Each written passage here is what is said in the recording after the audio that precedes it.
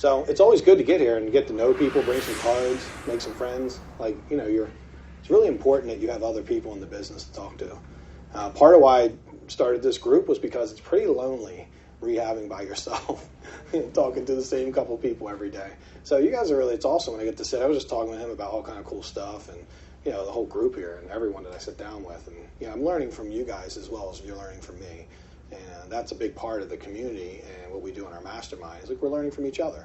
Like, each of us do some cool stuff, and sometimes I'm reminded of things I forgot and that I had, that worked really well 3 years ago. And, how we are in life. We just stopped doing that thing that works really well because we have to do the new special thing that's more fun, but doesn't work as well.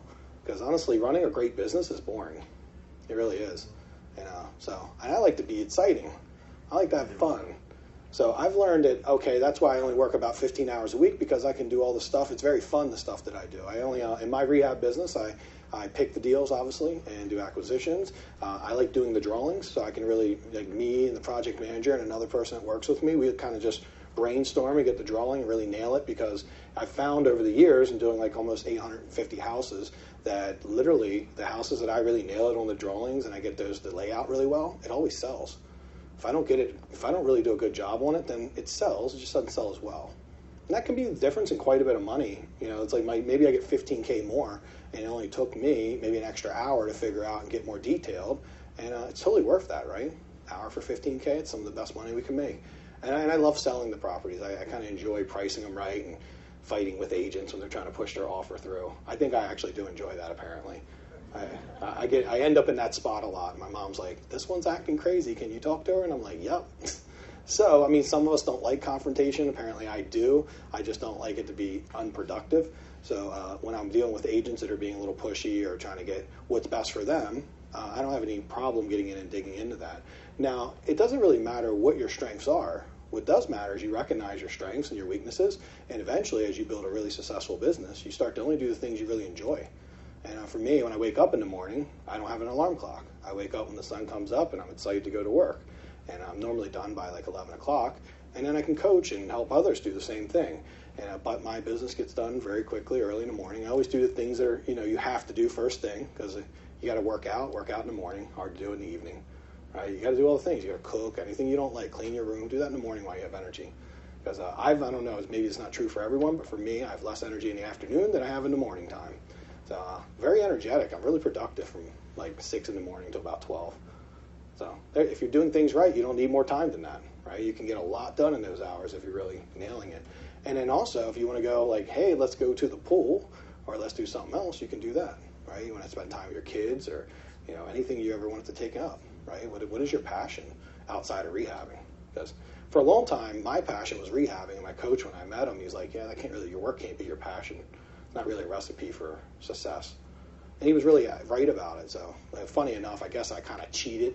I was like, well, I'll coach people. So kind of my work is still my passion, because I'm teaching people flipping, which I do really like flipping houses, and I enjoy working with contractors. I've made it enjoyable, though, so I'll be honest with you. It wasn't always enjoyable, and there's some days it's not enjoyable now. But for the most part, I've really put together something I know exactly what's going to happen when. I have complete control over it, and I'm very comfortable doing it for a long period of time. No burnout going to happen in the next couple of years. I'm 10 years in right now, and a lot of people, when they're not doing it well, burn out around like 5 to 7 years.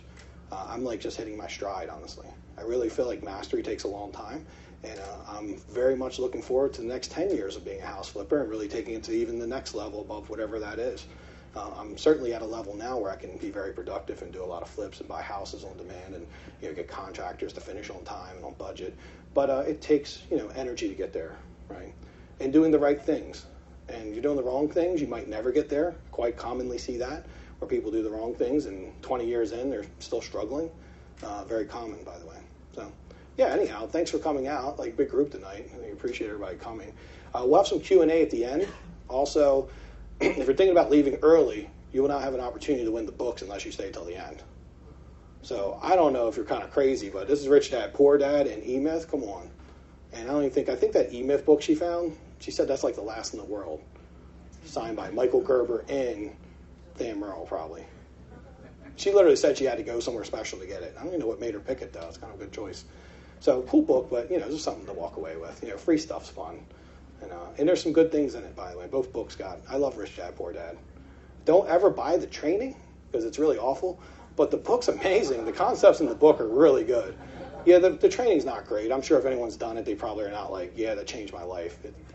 Other than my money, it went out of my bank account. It's very vague beginner stuff, but it's not, it's more inspiring than it is actually tactical. And like obviously you need inspiration, but you also need tactics and the ability to like do things and take action. So that's kind of why it doesn't really land for a lot of people. I have some people in the program who've spent a decent amount of money with them. I never did Rich Dad, Poor Dad, but I've done Fortune Builders. I've done a lot of other things. I've spent quite a bit of money educating myself, and I still do every day. It's a big part of this, right? What's up, Rashad? What's up? You guys are late. So, yeah, okay, guys, that's everything. And, all the secrets and all the cool contractors and the free money I gave out, all gone. So the two people just came in. Sorry about that. You guys missed out, man. I was giving out $2 bills. By the way, I'm going to show you guys something. And I don't know if this is a cool tactic or not. I got a letter today from someone who wants to do business with me. Where the hell did I put it? Oh, he sent me this. Like, I don't know about you, but I was never more excited to open a piece of mail. He gave me a $2 bill. I'm thinking this is pretty ingenious. If you can't win somebody over with money, they don't have a soul. I mean, seriously. Like, it was $2, and he sent it in, so the thing is, he's probably spending about $5 to send that to me, but I'm sure he identified me as someone who's doing a lot of deals and definitely might do something. He wants to do marketing with me. So, yeah, I owe him a call. Like, seriously. I get 10 of those a day, and he'll get called because of that $2. He sent it in like a little FedEx thing you got to rip open. It's pretty smart. $3, then that's it. You guys start doing that, I'm just going to open the mail and retire. Like I'm trying to convince you all to do that because I'm going to be like the biggest absentee owner ever. So if you're all sending me like $2 each, I can retire. I'm just going to open your mailers all day long, get rich. It's going to be like a new thing. Like I own 50 properties, and I just get mail every day with money in it. I don't know who did that. Thank you, Michael Green. No, so you got to actually know who you're sending it to, obviously. You wouldn't want to send it to an unqualified prospect. But something to think about, some cool stuff. So we're going to go over contractors. Any big questions on contracting before we get started, or do you guys want to wait and hear what I have to say, and then we'll just do some Q&A? Why don't we do that? If you have questions throughout the time we're talking, I'm more than willing to stop, go through it. I keep these presentations a little bit short, so that way you can ask questions, and we'll do Q&A at the end too. All right, because there are going to be some questions, and I'm always pretty transparent. I'll share it with you at a high level. So that way, if you got questions, I'm not obviously some I can't answer in 10 minutes, but I'll give you some good advice and point you in the right direction. Cool, awesome. Well, let's get started. This is, by the way, how to attract Rockstar contractors, right? I mean, there's no secret weapon to find them. You have to attract them and build them. Like it's like part of anything in life. If you want to have a great team around you, they got to have a great leader. Like if you're kind of sucking as a leader, which I have been, by the way, so I can say that without being like I'm offending anyone. I was sucky for a while, and I got sucky results. And when I decided that I was the one I could control, I started getting great results. So it's one of the things. That's the only thing we can control. So a little introduction for people who don't know me. I know a lot of people do. I'm kind of known. I've worked with a lot of people for the last 5 years. A very small group of people, just a couple individuals. I work with a lot of people they're doing like 10, 20 houses a year, and they want to scale their business, because I've had my business doing up to 150 houses a year. And so I've gotten very good at scaling and getting things really organized, building systems. So that's kind of my, what I do. I work with some students that are new, and I work with some students that are like really just like crushing it right now. But, when people crush something, like I just tell you this about people who are doing really well, they want to do better. Like they want to do better. So I think I've had students doing up to 50 houses a year, and our mission was to get them to 100 houses a year or get them double in profit. Often we end up deciding not to double the volume. We end up deciding just to make more out of what they were currently doing, because we find that often you can do that. So it's not necessarily a volume thing. They always come to me like, I want to do 100. And when we really dig into it, I'm like, why not just do the 50 you're doing better? And because then you don't take on any expenses, any extra work, and you just make more money for doing it better. It's really something I'm just picking up on. It took me 7 years to figure that out. I also nominated House Flipper of the Year by Think Realty, so no big deal. Didn't win, second place. I got a podcast. So, it was from the whole country, and I didn't even think it was real until someone was like, why aren't you responding to them? I was like, I thought it was a scam. It sounded too good to be true. And they was like, no, you're actually like the big deal. And I ended up flying to Atlanta, and they told me I lost before I came. They're like, just in case you don't want to fly down. I'm like, no, I'll come anyhow. And the guy I lost to, honestly, I might be a better flipper, but he was a better dude. Like, he was taking half his profits and giving to, like, villages in Africa and stuff. So, like, totally, like, I was like, dude, I can't win against him. I wouldn't even feel right. He was a good dude, man. I feel like he did some stuff to deserve winning, like, legitimately. I mean, I might be a better flipper, but he was a better person. And I'm working on being a better person, but not to that level. He was giving back, like, big, man. Like, good for him, right? I was very proud of him. I was like, I don't want to win. I would feel bad winning against him. Guys, like, I gave millions. I've saved so many lives. And I think I just saved like a house, though. I didn't save any real life, so I didn't give back in that way. It's very cool stuff. All right. Also, I mean, over the last 10 years, I've flipped, last 10 years, 6 months, and 3 weeks, and I've actively flipped 1,173 houses. So that's where I'm at right now. Of that, there's a portion that are wholesale deals, but I'm about 850 rehabs. And I do some wholesales, too, because when you buy a lot of houses, you can't keep them all. You got to sell some of them off in order to have, like, some deal flow. But that's what I've done. So, I mean, I've done a lot of houses in volume.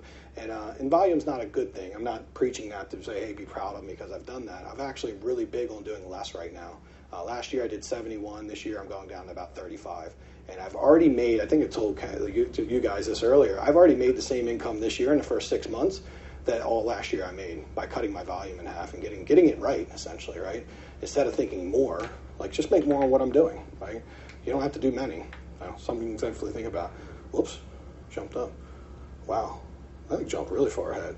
And most importantly, obviously, I work with a lot of students. I've had over 100 students over the last 3 years that I've been able to help kind of grow their business. Some new to the game, some been in the game very long time. Some are coaches. I actually have a couple, like Valerie Scotts works with me, and a couple different people who are coaches locally, very well respected. And, just trying to get the rehab game better. They're great at short sales. I go to them for that. They're amazing.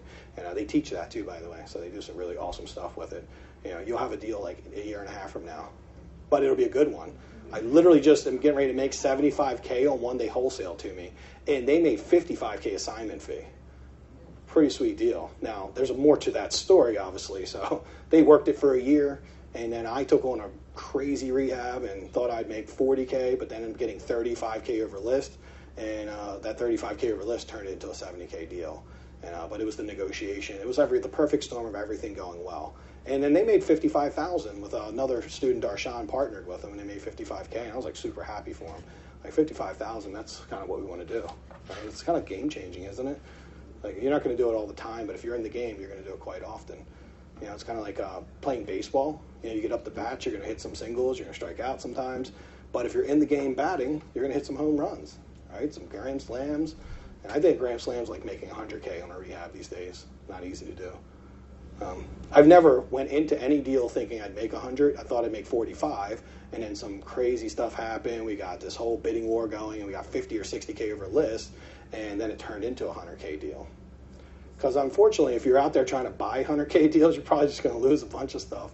Because there's someone out there like this guy will do it for 80, he'll do it for 60. I'm going to probably do it for like 40, 30 maybe even, depending on the house, and you're just not going to win. Right? You're going to get taken out by people willing to pay way more.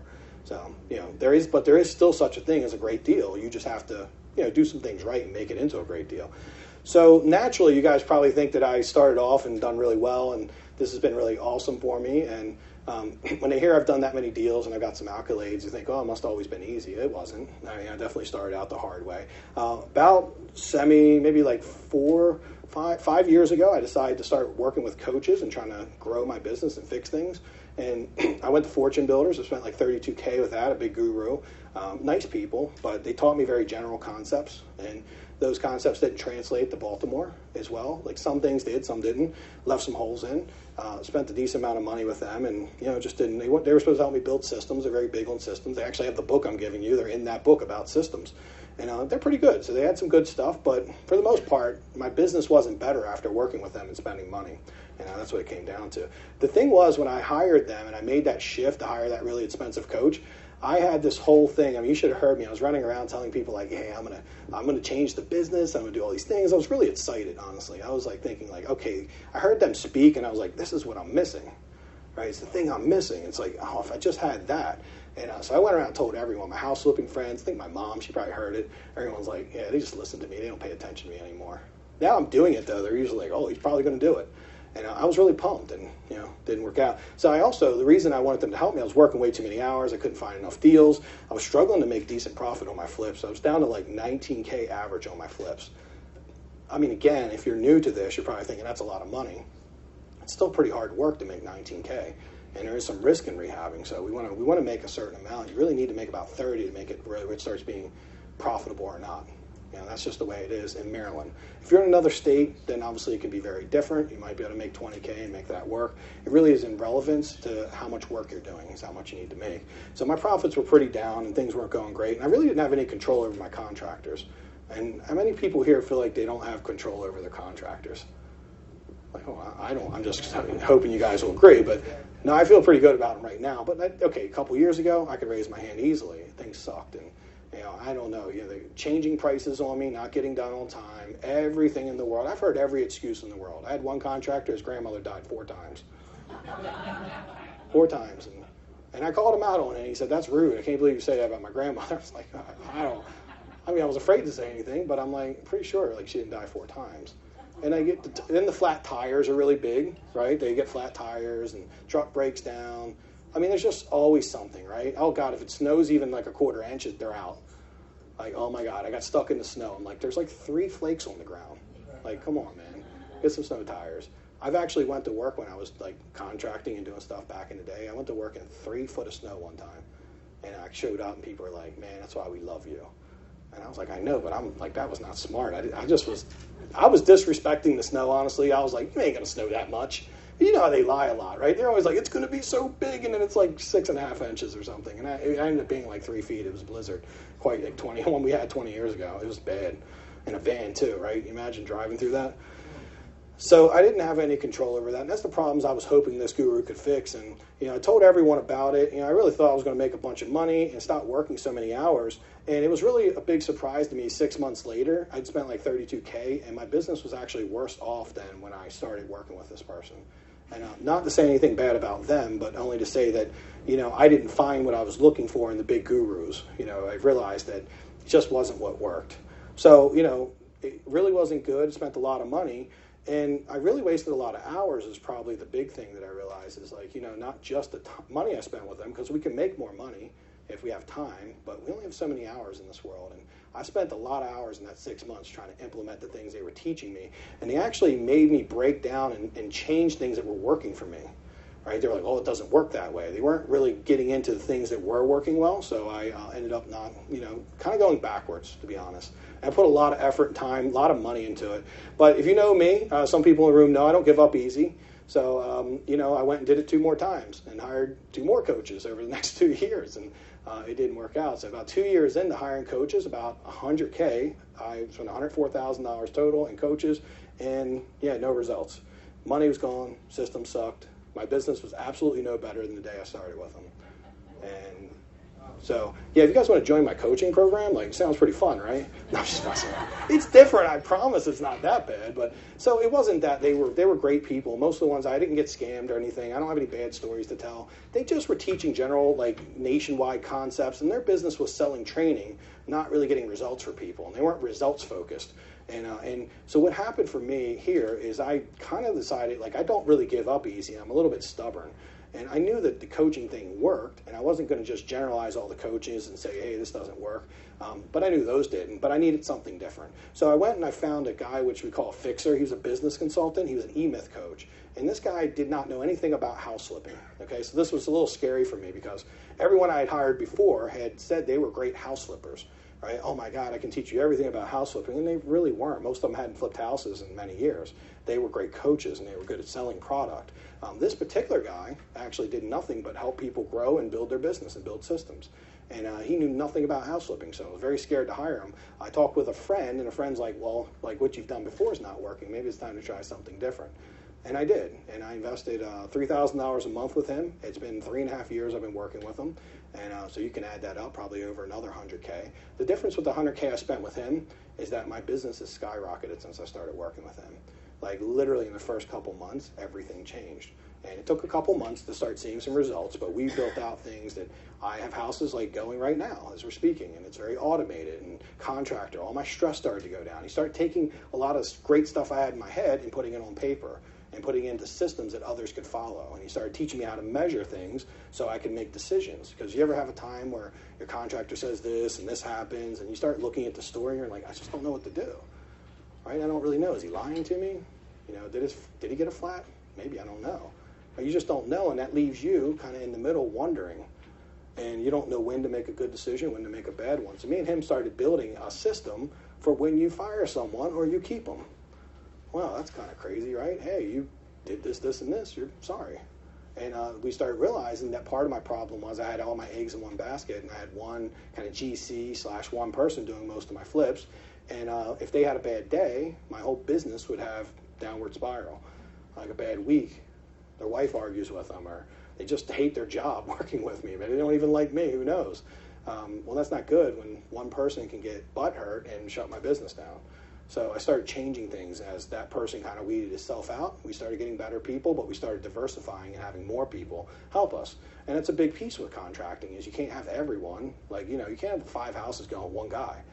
Like, just, you know, it makes sense, right? Does it make some sense? Like, you wouldn't want to have everything because that one person can really hold you hostage and tell you what you can do. He can give you some crap, and you really can't say much about it because you take the risk of pissing him off and then him leaving, and you being like, I got a whole business in all these houses, and I don't know what to do.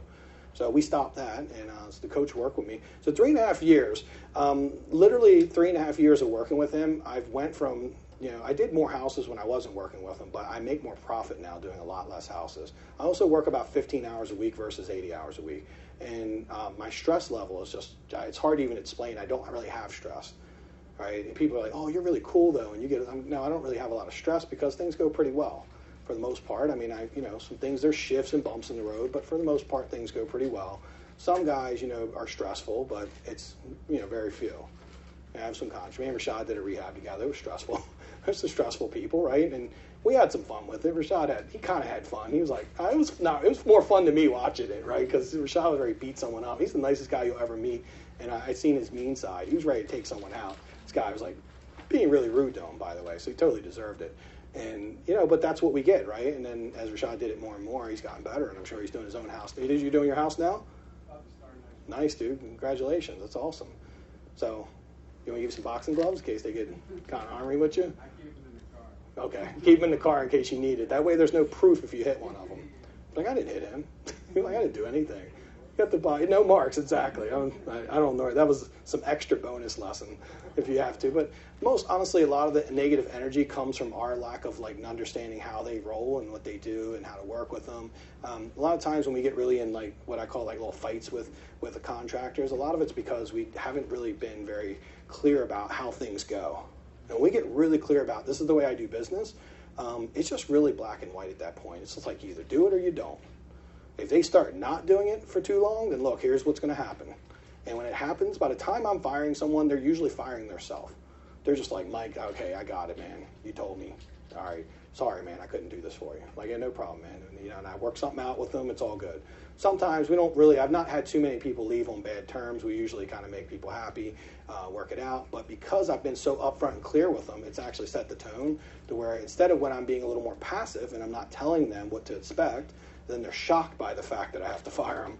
And they don't take it well because they're like, I didn't know. Right? And it's not your fault, by the way. This is just, you know, a situation that you can handle better by doing it that way. So, yeah, I've actually, you know, we've had to spend a lot of time really communicating at a high level. At the end, I'm going to tell you a little bit about how I lost $1 million, $1,049,000 to be exact. Does anybody want to know how I lost $1 million? Yeah. Okay. I'm going to show you how not to do it, too, by the way. Because I'm not just going to be like, dude, this is so sad and cry with you. Even though I've thought about crying multiple times when I looked at the numbers. So I'll give you some good stuff, though. We fixed some things in our business, and it's pretty cool stuff, and I'll show you. It's free. I'm not going to charge you anything, obviously. I'll share it with you as we get to the end. It's a shift I made in my business. It was a really big one.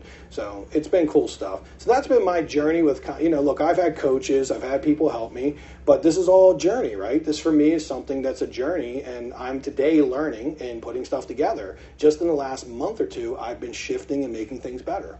I literally never stopped working on my business. And what I came to the conclusion about 18 months ago was I thought for years that you can become a great house flipper. And I had this thing in my head like, oh, you're great at it, so you don't what would you learn? Like, who could teach you? And it wasn't really, I didn't truly become a great house flipper until I realized, like, there's no such thing. There's just this dude, me, who's on a journey of constantly improving and getting better and constantly keeping up with my competition and making sure I'm winning so I can make money and make a living doing something I love. And that's a journey that never ends. It really doesn't. When I took that in, things got less stressful because I was like, you know what? Because I had expectations. Like I spent all that money on coaching. I'm thinking, that's it. You spent $100K. You don't have to spend any more.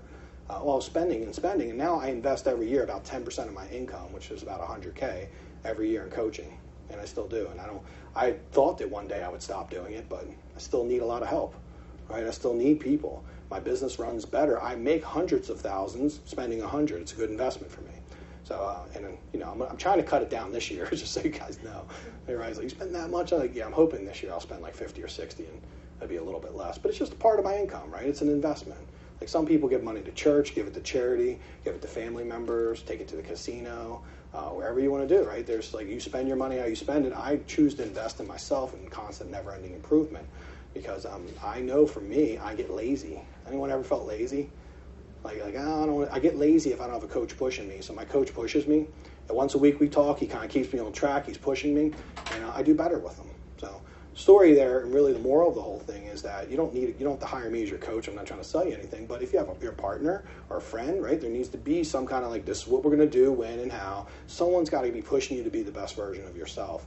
And obviously you might have to dive into doing some research and really understanding some of the high-level stuff that I've learned over the years and that you'll have to learn to win. Because think about like this room in general, and think about everyone in here wants the same thing, right? This is your competition, by the way, right? And some of your really awesome competition's not even here.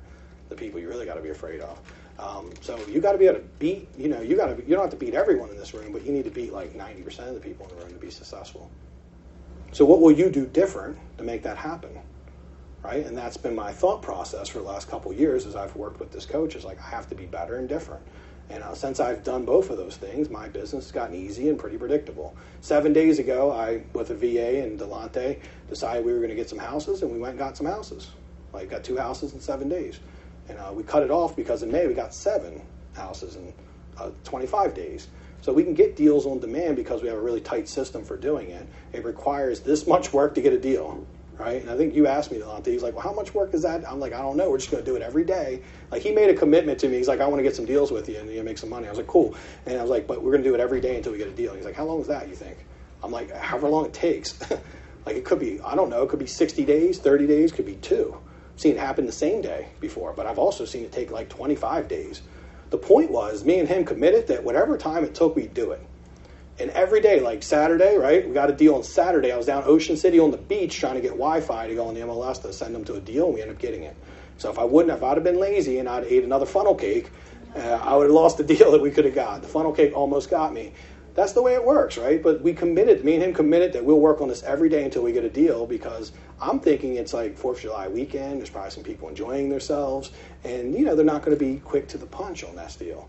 And luckily, the person was like, I don't know, 8 to 10 hours later, we were under contract. It was priced really well. We paid $10K over list, and we ended up paying $98 for it. It needs $30K in work. It's worth $195, and an area I grew up in, so I'm very familiar with it. And it's great rental if I want to keep it too. I'm kind of considering keeping it as a rental because it actually is in completely rent-ready condition. It's very nice. They actually cleaned it up. It's really nice. So with that being said, that's the key to winning, is you got to be better than other people. Sometimes being better just means being more consistent. I will tell you 90% of your competition will not be consistent. So if you wanted to do just one thing, that being consistent would be the big thing that's going to push you above and beyond. Consistency crushes. You win quite often when you're consistent. Is it easy to be consistent, especially if you have ADD like me? I know some people in the room probably suffer from some ADD, at least at some small level. In this world today, I don't think we can't, with all the different ads and commercials and things to distract us. And so, when you do, consistency is going to be how you win. It's discipline. The discipline, me and him decided to have a discipline of going on the MLS every single day until we got a couple deals, and however long that would take. Now, what would have happened if it would have taken 25 days is what I've seen happen in the past. We would have gotten a deal, but then there would have been this residual work, right? There would have been all the work we've been doing for 25 days would have started to come together, and deals would just fall on us. I've had it take as long as 35 days to get a deal off the MLS, but we got 3 in 1 week after doing that 35 days work. So sometimes it ain't always easy. Now, if you're on the MLS and you're not winning, well, okay, just make an assumption you're not doing it as well as your competition. It's simple game theory. Remember we were talking game theory early? If you were doing something that other people are winning at and you're not winning, game theory suggests that you aren't doing it well enough to win. It's that simple. It's not that the MLS doesn't work. I got like 17 deals, and like, I don't know, we bought like 5 of the 7 I bought last month were from the MLS and wholesalers, and the 2 we just got were both from the MLS. So there's deals out there, and these are good deals. I have a very consistent track record of making money on them. So they're out there. But will you win them if you kind of take a little stab at it? You put your toe in the water? No, you got to jump in. It might be cold. It's okay, but you can't just put your toe in the water. But yeah, it's kind of chilly. I'll come back later.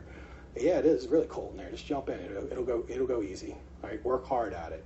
And as you start doing that, and I like using Rashad because he worked with me, so he don't mind me using his stories. But Rashad and I worked together. He was in the coaching program before he come work with me in acquisitions. And like 4 months, he didn't get a deal. Me and him had like a 3-hour conversation one night, and we just figured a couple things to tweak. And like the next week, he had 2 deals under contract. Just like that, right? Because it was just like, it was being able to figure out the 1 or 2 things that were holding them back. How this is relevant to you since you came for contractors? Well, guess what? If you're getting contractors that suck, right, it just means that you're not doing it well, because you know there are other people out there that have great contractors. They've got people to do the work that are consistent, that are affordable. Are they just sitting on Craigslist begging you to come to work? No. You got to go find them. You got to sometimes build them. You might even need to create them. You might have to find someone who's like, yeah, I was working for $25 an hour, but I'd like to start my own thing. I've had some of that before. I've had somebody like my cousin wants to get in this. He didn't speak any English, but I'll translate for him. I'm like, okay, sounds good. If you'll do it, then fine, as long as we can communicate. Like, I'm working with them. They're not always going to be in a little pretty bow with like a nice, with like a turtleneck or something coming up in their nice truck. It's just not going to be that way. You're going to have to work with some people and get some great. You're looking for people with good character, right? If they've got great character, it's going to be fun to work with them. They're going to keep their promises. They're going to work hard. They're going to try.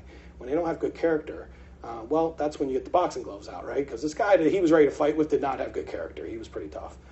He kind of kept, he would get on the phone with me and say Rashad's fault, and then he'd tell me, it's Rashad, it's my fault, and he was getting old. So his character, though, was the number one underlying denominator. It was the underlying theme for him that made us kind of want to go crazy with him. He drove us nuts. He just wouldn't do anything he promised. So that's a big one. We'll talk about that in a little bit. So what do you think the number one indicator of being a successful house flipper is? I'm going to get some water. Why? I'd like to get some answers. I'd love to hear what you guys have to say.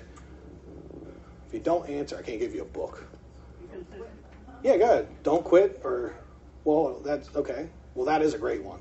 So good one. We're going to write that one down. I don't think it's the answer I had, but it's a good one. What's the number one indicator that you will be a successful house flipper? What do you think it is?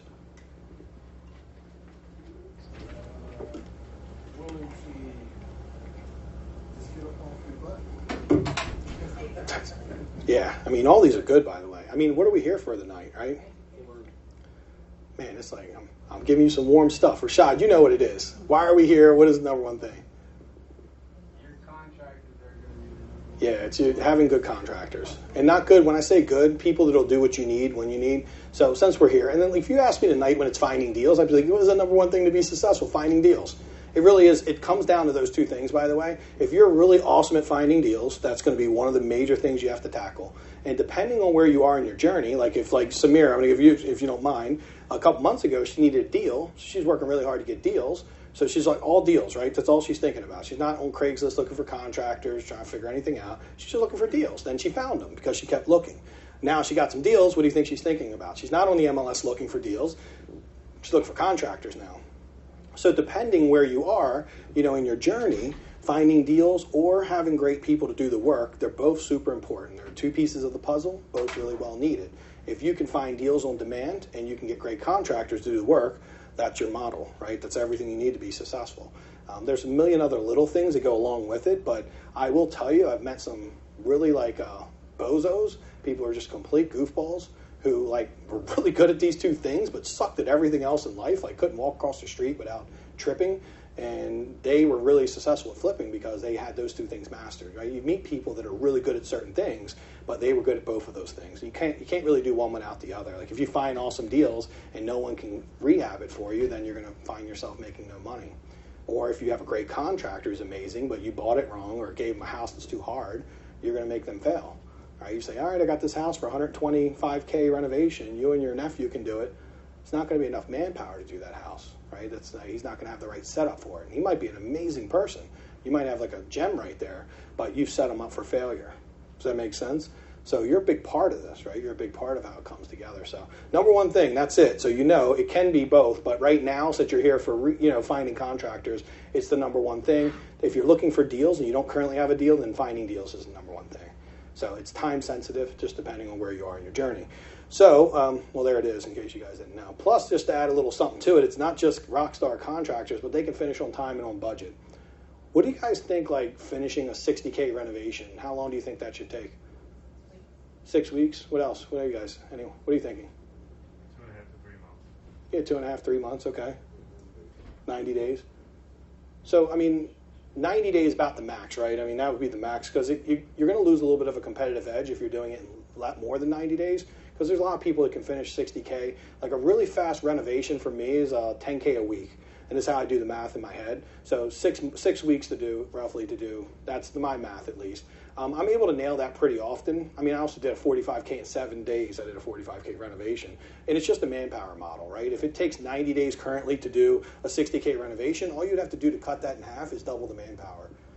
I mean, that sounded very easy, but I'm sure you guys are like, okay, that's not so easy. It isn't easy, but you get the point, right? If you got 3 people working in there every day, you find a way to get 6 and organize that, and it'll get done faster. So like when I did a 45K renovation in 7 days, I had 20 people in the house for 7 days straight, working about 10 hours, 12 hours a day. That's the manpower thing, right? So that was the only reason I did it, by the way. It was for no other reason than my contractor was saying, my project manager, who happens to be my uncle, was like, I was pressing him a little bit, like, why are we taking 8 weeks to do a 45K renovation? And he's like, well, is this and that. And I was like, well, you know what? I think if we had more manpower, we could probably do it like a week or 2. He's like, no way. And then he got us like thinking, and then he started thinking, I started thinking. Next thing you know, we're like, let's try it. And we spent like a month planning it out, and it went perfect. I thought it wouldn't, by the way, and I didn't really care either way, because my whole mission of what I was trying to accomplish was, if we would have taken that 45K and done it in 2 weeks instead of a week, that's still a lot faster than we currently were doing it. So since we did that, we realized that if we want things done faster, we just need more people. So that's why this is really important, what we're teaching tonight, right? Getting good people will be the difference in taking 90 days and maybe like 6 weeks. And if you really wanted to go crazy with it, you could do it in a month if you have the right people again. I've seen a friend of mine who was doing 100 flips a year in Chicago. He would have 13 people come into a house. He'd have one crew demo it, get it roughed in, and then he would have one crew of 13 people come in for 6 to 7 days, and they'd finish the whole house from there. And he was doing 100 houses, so they would go from house to house to house like that. They just like, someone was prepping in front of them, and they would just do that. And that was like, for me, that time, I was like, that was pretty impressive. It opened up my mind. Where I got inspired, has anybody ever seen Extreme Home Renovations? The Ty something, Pennington, maybe? That's his name, Ty Pennington. It was a pretty cool show. Like, people go to Disney World, they come back, and they get a 100K renovation was done while they were gone. Like, that's pretty insane, but if you ever see the behind the scenes, they have like 100+ people in the house. Yeah, 100 people. So when my uncle's like, I don't know if we can put 20 people in the house, they might kill each other. I'm like, well, I had to show him. I went to YouTube, and I'm like, look at this. Freaking 100 people in the house. And I'm like, we're going to need to be there, though, because I agree, they might kill each other. So we just decided to be there to make sure, referee if we had to. Funny enough, and I'm going to tell you what happened, because I feel like it's worth sharing. So we expected they wouldn't get along. But since we sat with everyone and got buy-in, and we told them like what we were trying to accomplish and how, and they would need to work together, they all agreed up front. Every single person, what we started seeing was like, this contractor who has nothing to do with this contractor was like, here's a wrench, here's a sanding block, here, let me help you hold the ladder. They were helping each other, and they became like this unit, this team, and that's why like this magic started happening. And I realized that a lot of why houses don't go as well as we like is because people refuse to get along. Like, you'll hear your contractor say, well, this is a pretty famous battle. The plumber doesn't want to work when the electrician's there. The HVAC guy, I don't like you, and they don't want to work together. But like, your rehab can't have like one dude in and another dude in. It just can't have that, unfortunately, because if you have like, you can't go 2 weeks with this guy, 2 weeks. You're 6 weeks in already, just getting your rough-ins done. So I've had to find a way to get them all to get along and work together, and then challenge them a little bit. Like, how could we do it if it was possible? And then eventually they start thinking, and they start getting outside the box a little bit, and they can work together. They all come in now, so I can do rough-ins in a week and a half now. But they have to work together, and it took some time to train them and get them to believe that was possible. So that's important for me, because the spot where I was taking 5 weeks before, I'm only taking a week and a half now. So there's one of the reasons it takes me about 6 weeks to do a renovation, is I find most people are taking quite a while to get past that initial rough-in piece. And especially if you're pulling permits, it's actually challenging. But if they're getting to, like, they'll literally have the permit called in a week. And if it takes a couple days to do that, maybe they fail, because sometimes they do. They fix stuff like that day, and they're like literally calling the permit back in very quickly. So maybe on a bad scenario, it takes 3 weeks to get it all done. Still better than 6 weeks, right? Still a really good outcome. So you got to have that. What do you guys think a Rockstar contractor would be? That's all right. We're just going to take that one down. I mean, honestly, half the battle, what did you say, was getting your butt off the thing, right? Half the battle is getting your butt off the couch. Well, yeah, if your contractor is at least there, that is huge, because honestly, when people are like, my contractor's been doing this for like 5 months, I'm like, they're not there every day. They're doing other jobs. You know, they're kind of robbing Peter to pay Paul, and they're collecting money from people, and they're running around. So that happens. It's happened to me before. I learned most things through the school of hard knocks and by being foolish. How do you know if you have a Rockstar contractor when you interview that they're competent? Mm-hmm. How do you know that? So, and I'll go, because I think it's a really great question. You guys don't mind if I elaborate on it a little bit? Because it's probably a really good question. So for me, like when you're hiring a GC... Oh, sorry, great, thank you. And here, let's see if we can get it in. I'll repeat it. How do you know when you're hiring a Rockstar contractor that they're competent and they can do the work? Is that pretty close? Yes. Okay, is it correct? All right, let's make sure because I'm going to just answer the question I want to answer. I'll make up a new one. No, so that's the one, right? So how do you know? So you never know, right? So we all know that. Like most people are pretty awesome. So one of my big rules is I never pay attention to what people say. I just watch what they do. So with that being said, watching what they do versus what they say, because they always tell you how great they are, right? Everyone's great. Obviously, the people that are generally the worst are the people who are disillusional, right? They think that they're awesome and they can't put a light bulb in. And they're like, I've been a contractor, I can do electric, and you just look at them walking around in circles, you're like, oh, I can't let them do the electric. Place will burn down. Like, they don't look competent, like you said. But the question is, if you're hiring a GC and you're working all the details out, you're going like, let's go through line by line, and you're hiring these people and you're putting all this work in, like, you've got a lot of time into this person before you can figure it out. Plus, they might want a deposit up front. You're kind of in bed with them. So what I've done is I put together micro tasks. When I don't know someone, they have to earn trust with me. So I never am like, here, I got a $50K renovation. I'm like, look, I need demo done, right? Me and Rashad did that at the house with Tanya, and he did some, like, I think Rashad was better than the people we hired, by the way. Like, we hired, like, all of us were working harder than them, weren't we? Like, everyone was working harder. We got some dudes from Craigslist, and they said they're amazing, they're great. We got there, and they were definitely burnt out. They were not competent, like, clearly not competent. But we knew that because we hired one job, and our risk ended up being like a few $100. But if you hire a contractor for $50K, your risk is $10,000 to $15,000 before you figure it out. So I don't mind being wrong if someone's competent if I micro-task them. So if I look at every job, there's a 40 to 50 things you have to do on every job, and we look at all 40 to 50 of them. I look at the first thing I need to do, and maybe that's $1,500 to do demo. I don't pay them up front, obviously. You know, if they're like, I need trash bags, like, I'll buy that for you. I don't want to give you any money up front. And then if they do the demo, it all looks good, I pay them. If they don't, then I'm like, fix it right, or I'm not paying you. And if they eventually just can't fix it because they're not competent, it's easy for me to say, look, I'm going to give you this much money, and I'm going to take the rest of the money and hire someone else to finish. If I can get them to do it cheaper, I'll pay you the difference. And I'm very honest about that because I never want to take money from people. I want to make sure. I often overpay people in that scenario. Just a few $100 though, so keep in mind I'm kind of losing the war but winning the battle. Yeah, I might give them a few extra $100, but I don't want them burning my house down. I don't want them coming back trying to fight me or something. I don't need any of that, right? I don't need them doing anything that they could do. So I try to make them happy. I can't always do that, but often I can. Most of the time I can. But you understand it's a whole different scenario when we're talking about $1,500 demo versus a 20 or 30 or 50K renovation. Just the risk, right? So if you don't know someone, you've never seen their actions, you're foolish to trust them. See, a lot of people here probably have trusted people before they've actually shown you any kind of respect or shown you any kind of work. Like I have, by the way. Has anybody else done that? Yeah, it's common. I think we've been raised that way, to trust people naturally. So for me now, I don't listen to anything they say. They're like, oh, I'm so great. Here, check out this. Look at my pictures on my phone. And I'm just like, dude, I don't care, man. You're just going to do this job. If it's good, like, we're going to work together. It's you're being interviewed on this first job, essentially. If they do a great job, it's the best interview you could ever have. Because you'll see when they show up, like you said, to get out the couch. Does the work look good? Do they really communicate with you in a way that's professional? If so, then I trust them to maybe do 2 jobs now, 2 small jobs. And eventually, they're doing the whole house for me. But they earn that respect. And they earn it over a couple months, and they earn it very small portions at a time, so I'm not being too deep in with them. So So I got a question again. Yeah. Are you there all the time when the contractors are working, or you let them work on their own? I mean, if they're new, I certainly have to check every day at least, or every other day. I have to be pretty active. I don't want to be on the job all day while they're just doing work. That would not be a great use of my time. But I would say if you could, and you have someone new and you're entrusting them and hoping that they're going to be someone who could do this whole house for you, then you really would want to make sure you're as engaged with them as possible until the relationship has been built and the trust has been built. So I know so many times in life I've given trust to people and they never earned it. And then when they broke my trust later on, I'd say like, yeah, I can't believe they broke my trust. Well, my coach actually, he's really been great. He's like, well, why do you have misplaced trust? He says, that's what I have. And I was like, don't we all? He's like, when someone's not done anything but talk some crap to you and tell you how awesome they are, he's like, that's, for you to trust them is misplaced trust in business.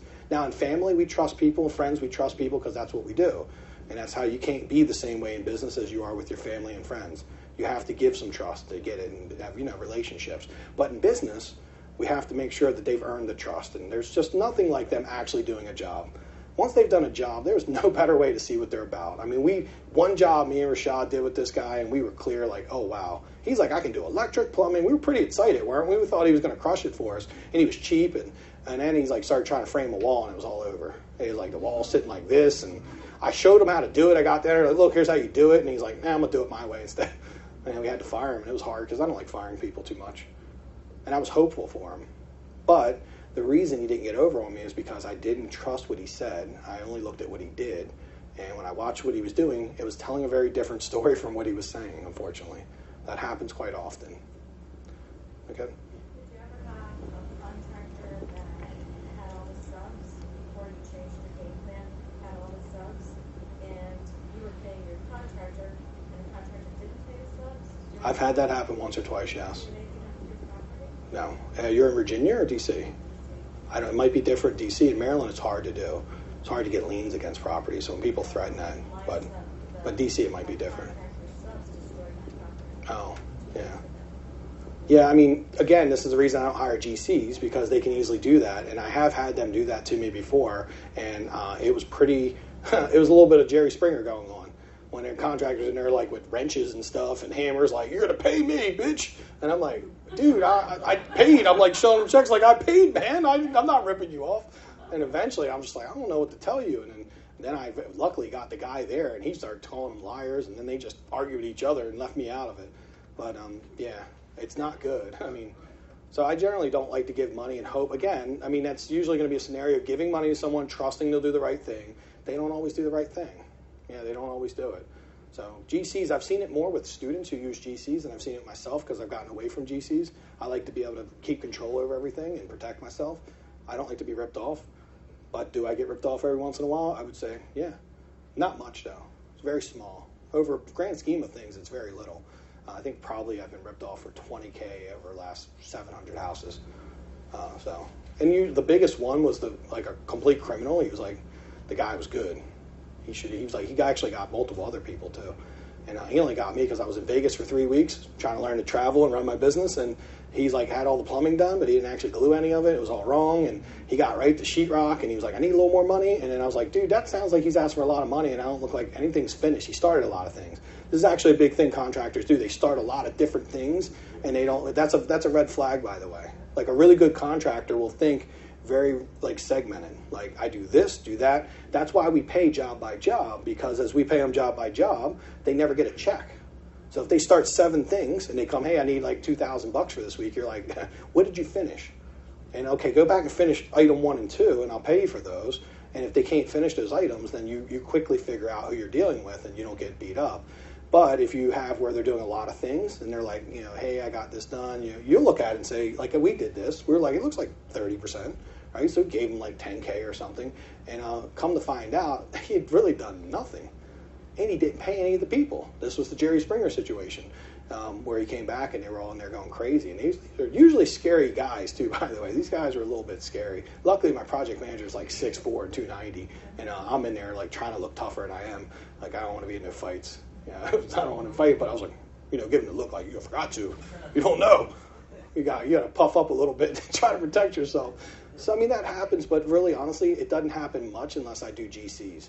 GCs, it's quite common, but if you're doing what I do, really where you're being the GC and you're taking on some of the responsibility, you'll have control. Now, am I always the GC? No. Once I gain trust with someone and they've proven themselves over 3 months to a year, you'll know what someone's about. If they're really a good person, you can start giving them responsibility.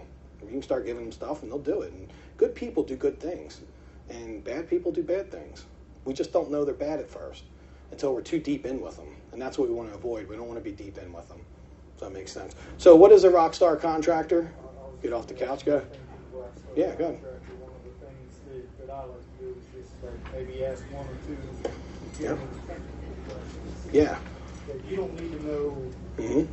the detailed answer. You just need to know a high-level answer and then listen to the response. Okay. You'll know whether they're BSing you or Yeah. whether they actually know what they're talking about. Or maybe take them to a problem spot in the house and say, what are we going to do about this? Yeah, great question. Just kind of blow by it and give you a general answer. Yeah. They're not even sure. They're going to go look on YouTube and figure it out. Yeah, I mean, I've had some contractors where I've trained them to do stuff from YouTube. If they're good people, they can figure that out, actually, surprisingly. But I actually have people doing all my waterproofing now. I train my contractors to do my waterproofing it cost me $3,500 to waterproof a basement. It cost me $5,000 to $6,000 before, because I found a really cool YouTube video, and I went there and I spent a day with them, showing them how to do it, doing it with them, watching the YouTube over and over with them, saying, oh, does that look right? But once they knew it, they did it every time. They're still doing it for me 2 years later, and they're crushing it. And what I love about them is they waterproof a basement in 3 days. And it cost me $3,500. They're happy to do it. It's cheap. It's done right because they actually followed instructions. It was actually better than the professional waterproofer I was getting. He was cutting corners, come to find out. He was putting in really thin concrete and doing some stuff to cut costs. And he was just doing a couple things not great. And I didn't know. And you know what happened with him? He'd always say his jackhammer broke. He's like, you don't know. This concrete was 14 inches deep. And I'm like, I'm in the house looking at it. Like, you're not in the house. I'm here working. I'm like, I'm sitting in the house. You want me to FaceTime you? And he's like, yeah, but my thing blew up. And then I'm like, no, I'm measuring it. It's 4 inches. It's not 14 inches.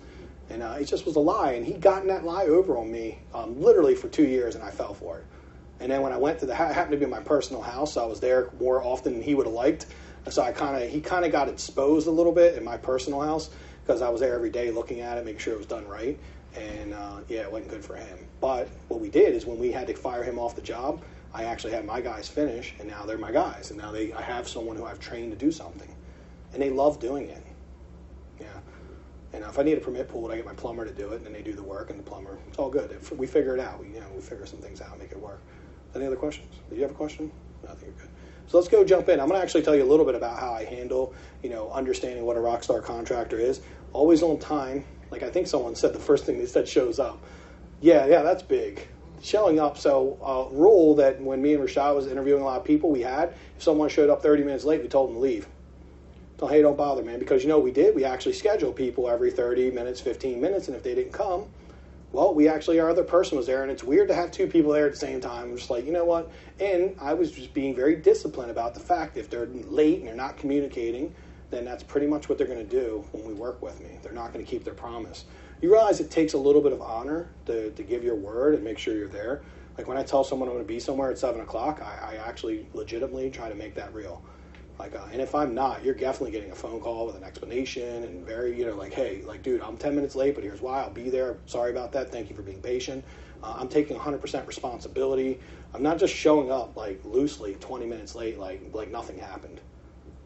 And if they do, then guess what? If your belief is to have honor and be on time, you've just met someone that doesn't have the same core values as you. That relationship's going to be hard. All right, you guys have different core values, so that's one big thing we do. So being on time is actually more about core values. I personally feel really bad when I'm not on time. My father, when I was young, he was kind of a mess up, and he would tell me he's coming to get me at 5, and he'd leave me sitting on the porch for hours, and I would cry like a 6-year-old kid. I know, it's sad. Well, that's the shit I feel when someone's 20 minutes late. And they're like, they think it's just cool to be 20 minutes late. And I'm like, dude, you're taking me back to my childhood, man. I'm going to need therapy if you don't come on time.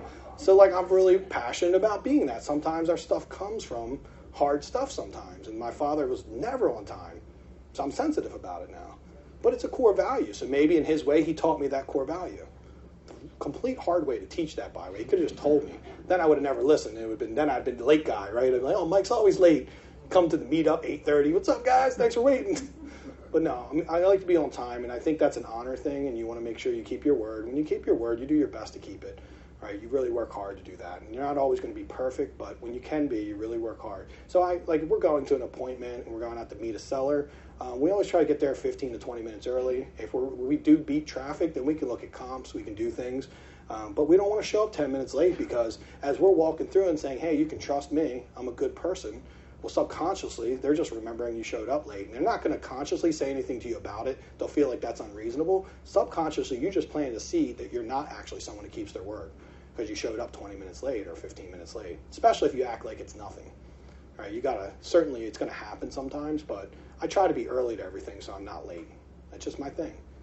I think it's a good thing that I think our kids should learn this. Like, teenagers are like, man, like, it's crazy. Yeah, it's a little bit disrespectful. I'm really cool with it. So remember when I tell you, like, there's your personal life and then there is your business? In my business, I'm really anal about being on time. In my personal life, my mom shows up to dinner 30 minutes late all the time. And I used to get mad about it, and I'm just like, whatever. I tell her, now I worked it out. I always tell her we're eating a half hour early. And she actually shows up a half early now. And now I'm like, she's like calling me saying, where are you at? I was like, I thought you were going to be late like usual. See, this is confusing. If we could just like show up when we say, I wouldn't have to do all these like ninja games. But that's my personal life, so I'm very understanding, because in your family, right, someone else doesn't have to be like you to be awesome and be someone you really love and care about. But in business, that stuff's off the table. We're running a business, and our only obligation is to our business and for the people that work for us to make, if our business doesn't do well, then we can't pay the people we've committed to. I have right now close to about 30 contractors working for me, individuals working in 5 crews. And if I mess up and don't make good choices, I might be having a hard conversation and letting them go, or not have deals for them, not working. So I don't want to do that to them and their family. A lot of people are relying on the money they make, and so I have to think that way, right? I got to be strong for them and for myself too. And so there has to be money coming into my business to pay everyone else. So sometimes you got to make tough choices. Often we get caught up in the emotions. Emotions are really good for personal life and business. We kind of tame them down a little bit. Like, I think in our business, fear, sometimes, people put pressure on you to you're being a jerk about this. I was only 20 minutes late. Why are you being such a jerk? And I'm just like, I'm not being a jerk. 20 minutes late, I got someone else scheduled. They're here, and it's weird, so talk to you later. Call me back. And we had one guy that we brung back, and he was incompetent, by the way. Yeah, he showed up 40 minutes late. I mean, think about this. If you're, handing them a big job, and you're like, hey, will you be competent enough to finish this? Well, I can tell you whatever job they're doing, whether it's trim, cabinets, whatever they're doing, is going to be a lot harder than getting in their car and figuring out how to get to your house on time. That is the first test whether they can do anything. That is not hard to figure that out. It's just they don't care. So being on time is big. Easy to reach. If you can't get a hold of them, they never answer their phone. They call you back 3 days later. In general, that's not great. Because you know what? You're going to have times when you need them on the spot to do something or fix something or solve a problem with you. And if they call you back 3 days later, it's going to be tough. It usually says that they're really busy too, and they may not put you as a priority. So I like people that are active with their phone and willing to answer. Most of the people in my life that either work for me or around me generally answer when I call. Within reason. They might call back an hour or two later, but it's never I hear back from 3 days later. I would actually think in my inner circle, if someone called me back 3 days later, I'd probably be concerned they're dead or something. I'd be like, holy crap, something wrong with them if I don't hear back in 24 hours. Because that's just the respect we give to each other, right? We make sure we can do it. So make sure your contractor's doing the same. If you call them, leave them a message, and hear from them 2 weeks later, I mean, maybe that's okay if they were on a job, but even still, good people call. It's respectful to call back. They meet their deadlines and they don't overcommit. Has anybody ever had a contractor tell you they could do a bunch of stuff and just never do it? Yeah? Who else? So overcommitting is a big deal. Again, it's an honor thing. If they're overcommitting, so if you start seeing them overcommitting and not finishing their jobs and trying to start 10 new jobs when they haven't finished the first ones, yeah, that's a bad sign. You have to get in there as a leader and you have to control it, and you got to say, hey, guy, you're starting these new jobs, but I only pay when each job's done, so let's get back focused on these and get them done. And 2 things will happen. They're either going to listen to you and be like, oh, thanks for that. You're right. I want to make sure I make my money and get paid. Or they're going to flip out and act crazy. I'll try to bring them back if they flip out and act crazy, but if they don't change their tone and get on board with the way I do things, remember, this is not it's not a democracy, right? It is a dictatorship. I own the company. I make the choices. When I lose $30,000 on a deal, I never see any contractor write me a check. So I'm really sorry I messed that up. Like, here's my portion of that, right? It's my money, and it's something I put my name on the line for with my hard money lenders. I have promises that I have out there. So it's really my responsibility. So, I don't, just bottom line is I create the rules and they follow them. That's the easiest way to do business. As soon as you're out there talking to a contractor and say, how should I do it? Well, they're going to be like, here's how I want you to do it, the best way for me. And so we got to find that medium where it's like good for us and good for them. I want them to make money, right? I want them to make money. And a lot of people are like, well, you can't make money if you work with Mike Green. Well, that's just not true, because I have a plumber right now who is secretly rich from working with me. And he's cheap, but he's fast. He can plumb a whole, like he does HVAC too. He puts ducts in, the whole HVAC unit, 3.5 days. And he'll usually in a week, 5 days, he'll plumb it too, like rough it in plumbing and HVAC, pool permits, everything. And that's why he makes so much money. He makes about $300,000 a year right now working for me. And he don't spend any of it, so like secretly, he's like, yeah, I'm going to do a rehab. I'm like, well, you have hard money? He's like, I'm just going to pay cash. I'm like, well, how much cash you got? Only like $300K, is that enough? I'm like, yeah, it's enough. I'm like, and then I'm thinking like, am I been overpaying him? Like, I know I'm not, because like he's the cheapest guy I could find. But what I realized and learned from him is that he takes the jobs others make this long, and he's found ways to make it this long. He gets in and out. He's fast thinking. He's never thinking like, oh, well, Mike should pay me more. He's figuring out, well, this is what Mike pays. What can I do to get it done and what Mike pays? Yeah, he optimizes his time, and he's very good at it. And everyone I've ever been really successful with has that spirit. They think that way. Like they don't look at like, well, I should get paid more. They look at, this is what's being paid. How can I make that work? Think about that, right? I mean, yeah. Be like a realtor saying like, well, I need to get paid 9%. This is really hard. The last time I did a listing, it was super hard. Like, I got it, but no one's going to pay you 9%. So, yeah. I don't think you've seen it, but I think it's relevant and helpful. Do you work off of MEP plans, like mechanical, electrical, plumbing, or just your floor? Like, so you're doing scopes, this guy knows it's so fast to deal with. Yeah. Plan for MEP, or? I have a drawing I give him, and the drawing is where the bedrooms, bathrooms are going, where everything's being set up, and he just does what he needs to do. Yeah, he knows what it takes to pass. If we're pulling permits, he knows what it takes to pass. So if he fails, then he's going to fix it. But he knows how to pay passes more than anyone. You know, a whole lot of conflict with ductwork with plumbing. That's all it is. Yeah, no, I usually, again, because they're working together, so they like to work separate, and there was a lot of conflict when that was happening, because one would come, like, his big thing is they would come cut his pipe or something, and so now when they work together, and he is the plumber and the HVAC guy, so he actually has that luxury, but when they would work together, working together at the same time, they can strategize together. Like, oh, you're putting that there, then I'll run this way. They can start working that out. Because, I could run a whole plan like that, but in my business, everything I don't have to do is what I spend a lot of time figuring out. So when I have drawings, I'm doing it on graph paper with pencil, right? It's fast. I can do it in 15, 20 minutes, and then I take another maybe hour figuring out where the cabinets are going to go, and like at 2 hours tops, I got a complete drawing, optimized. I can hand it to them. It's done in scale, 1 foot for every square, and it's enough for them to know what's going on. Then they frame it, and I go confirm that they did. Me or my project manager confirms they actually followed the drawings. If not, they fix it, and then we're good to go.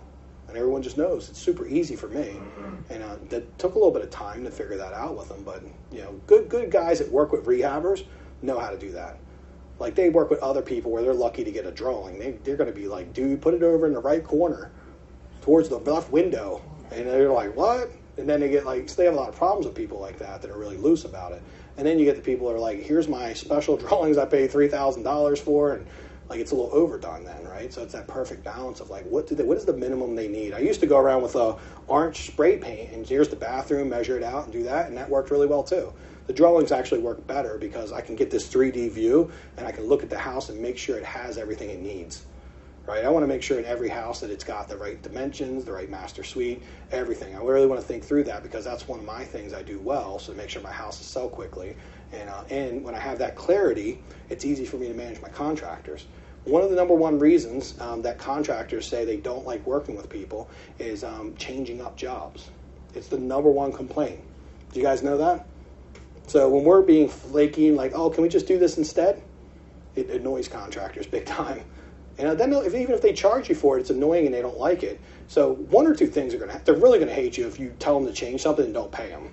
It's like the reason I have actually two of my really awesome contractors, they work for Dominion, and Dominion would not pay them for a change, and another worked for some guy, Marty, and they wouldn't pay him for a change. He said, like, no, I thought we said 15 lights, and he's like, no, you said 4, it's right here. He's like, well, put 15, and he's like, well, it's going to cost this much more, and the guy's like, I'm not going to pay you, I can't pay you anymore.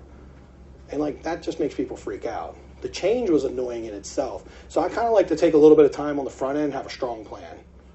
So that's part of me being awesome, and really standing up and doing a good job so that I can, I can quickly figure out. I won't be like somebody, if I don't do all those things, someone could be like, well, Mike, you didn't tell me this, and then I start not knowing if I'm the problem or they're the problem. Right? I got to be clear that, like, if they're not following my instructions, it's got to be clear. So making sure they meet deadlines, don't overcommit. Think of, like, contractors as goldfish. Most contractors, if you dump a whole thing of food in the bowl, they'll just eat it all and die on your rehab. Like, means, like, running off on your house while they take your money. That's kind of like the goldfish dying. They will do that, by the way. So your job is to be very thoughtful of what they're committing to. I know this sounds crazy and it sounds like you're digging into their business, but I've had to help people with their business and I don't mind doing it. I've been a lot more successful since I've been willing to help. Right? Before, I used to have this look, dude, I paid you to do this. This is your problem. You deal with it. And now I realize, like, you know what, I got to be part of the team and part of the solution. Often, that's a really great investment for me, by the way, because when I spend some time with one good, awesome person who has great character, and he starts to get it, I just walk in the house and they do stuff now. I give them the drawing. They're like, oh, cool. They asked a couple questions. I'm out in 10 minutes. And then I come back, like, 6 weeks later, and I'm like, everything I dreamed up on the paperwork is done. But that took time with them, making sure that I met people that are doing the right thing, and then I'm being clear with them. Right? I got to be really clear. So, and they got a positive attitude. Like, okay, you guys know this one. This one I probably shouldn't even wrote down. But in general, one of the things you're going to be paying attention to is how positive they are. When something comes up and it's like, a little problem comes up, how do they handle it? Like, honestly, I would tell you I've not found any that are like Tony Robbins. You're like, oh, my God, friend, this is an opportunity. You're not going to get that, all right? Just not going to, like, okay. I just want them not to, like, completely melt down and go crazy and start, like, losing their crap. Right? If they at least can hear me out when we're figuring out the solution and we can get there, then I'm all good. Some of that's got to do with you and how you approach it sometimes. But there will be problems that come up. There's going to be mistakes they make, mistakes I make. None of us are perfect. And I just want to see how they handle them. If they handle them well and they're positive in general, you've got a winner. Because, see, I've had people that have only been contracting for 2 years. So you talk about competency. I've had, like, a guy, it's one of my best guys. He's going to be 5 years. When he came to me, he had 2 years experience as a contractor. And he made mistakes on the first 4 or 5 houses, but when I showed him the mistakes, he was open to it. He fixed them for free, and then he stopped doing them, more importantly. That was the key, right? Good. Okay, that brings me to a question a little off the but as a rehab, not everybody is going to sell. Not everybody knows how to do construction or hire contractors. Yeah.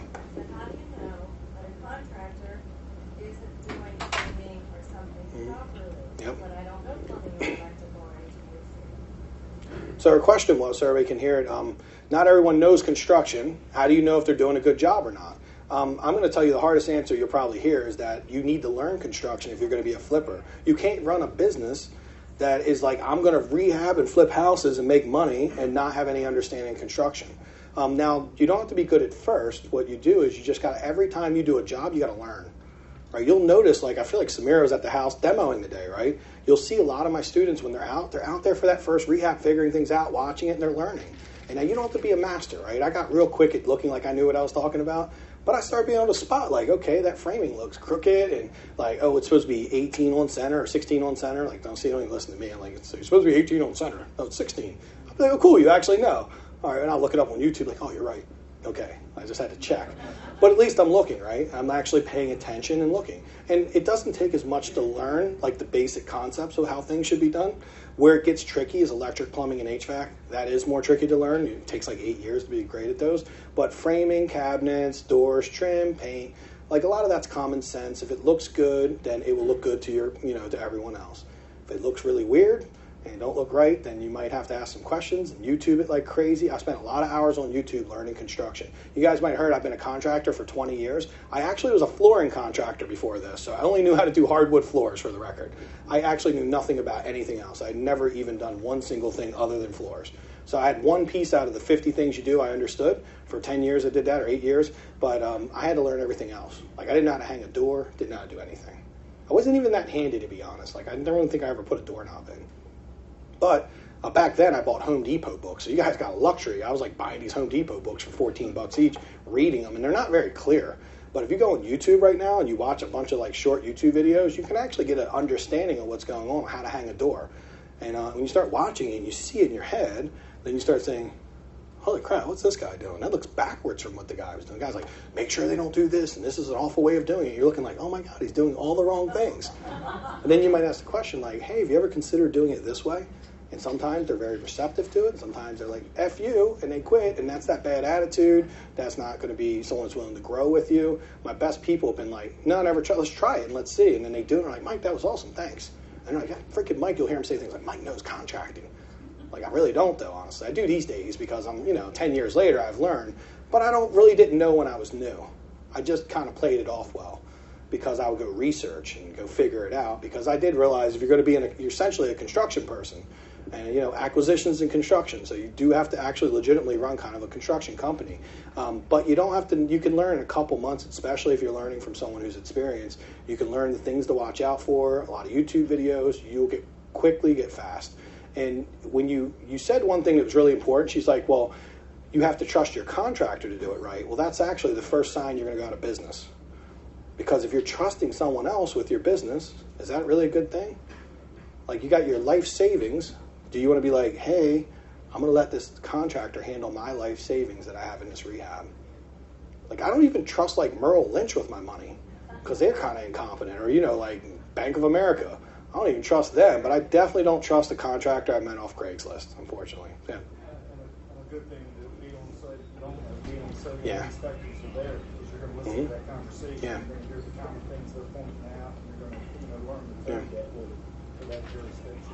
Yep, and if you're not pulling permits for some people that are, rebels, and you decide you don't want to pull permits, then you can get a home inspector to come and inspect things, and you get someone outside to look at the work and be like, this looks pretty decent, or nah, dude, run. This guy's nuts. Like, you're going to need to know. So I've done that before where I've paid a guy like $125 to come just look at it, and he'd come like 5 or 6 times. I'm like, if I spend $1,000 and I'm learning, he's usually teaching too. He'd be like, oh, you look for this and that. Like 1 or 2 rehabs, you are smarter than you would believe, right? We're all capable. Everyone in this room, if you're like, I've never picked up a screwdriver, you're capable. Like a decent portion of the people in my group are women, and I don't think you have any construction experience, right? Exactly. There you go. She's in. Qualifications. Does anyone own a power drill? You're qualified. There you go. You're in. If not, you can get one from Walmart for $30 and automatically be a contractor and go to Vistaprint for $10 and be like contractor. You're good. I think when you're women, you're at a little bit disadvantaged because guys will like judge you and think you don't know what you're doing. So I think it's even more important as a woman that you show them you actually know what you're doing and get knowledgeable. Because see, that's how you protect yourself in life. Right? People are like, someone took advantage of me. I'm like, you're being a victim. Your job is to get so good at whatever you're doing that people can't take advantage of you. So it's every year it gets harder to take advantage of Mike Green. It just does because I'm like, I start seeing things. I start seeing around corners and stuff. I'm like, oh, dude, I see things like 3 steps ahead now. They'll say one thing and I'm like, oh, God, this is going to turn out this way. And then my uncle will be like, oh, you're being pessimistic. And I'm like, dude, just watch him. Like, I don't trust him. And 3 days later, it's like, how do you know this stuff? I'm like, I've seen the pattern so many times. Like, it always starts with this. And then it goes to this, and then to this, and then some guy acting crazy. So that's the way it works. I don't know how to explain that other than pay attention. I think what you guys are advising, be on the job as much as you can. If you got a full-time job, go there in the evenings, the weekends, and you're doing your first rehab. You will be there, right?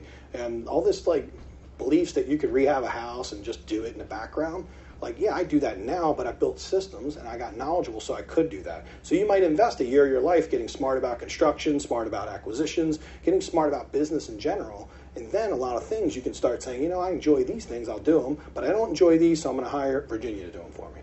She's like, I'll do them because maybe you love it, right? Maybe it's the thing you really love to do. I don't know what you love to do, but you get my point, right? You're just an example. So sorry about that. So positive attitude, they have integrity. I think we talked about that earlier, but integrity is a big thing.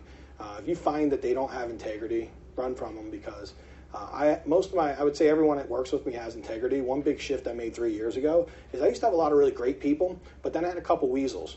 And I found the 80-20 rule kicked in. 20% of my contractors ate 80% of my time. So when my coach and I started looking at it, he's like, where are you spending all your time? I was spending all my time on the troublemakers, right? The people that are bad. and because they would just always need my time. And then the really awesome people, they would get neglected essentially. So I wasn't building them up at all. So he's like, well, we're going to have to do, and we can't do it today, but we're going to do it over the next 6 months, is I want you to start building some standards for yourself. Like, you need to be, like, a little more, you know, need to have better standards, Mike. You can't have, like, I grew up in the hood, so, like, if someone was kind of like a goofy acting person, I've seen it before. So I wasn't, like, I would, like, just deal with it. I found it funny sometimes, but, you know, they weren't reliable, and my willingness to have low standards around those people was actually sabotaging my business. So over the, like, 6 months to a year, I got rid of all the people. You know, the waterproofer where he kept not being on time, got rid of him, got rid of a ton of people, and my life got better because I only replaced them with people that were up to my new standard. And did I have to work harder to get those people? Yes. I couldn't get on Craigslist and call the first guy. I had to go through 10 to find the guy that had standards and, you know, was willing to do what he had to do. But once I found that guy, then everything got easier. Because now I started spending time with my awesome people, making them more awesome. They started just bringing people in. They even started helping the new people. It became a team. Good.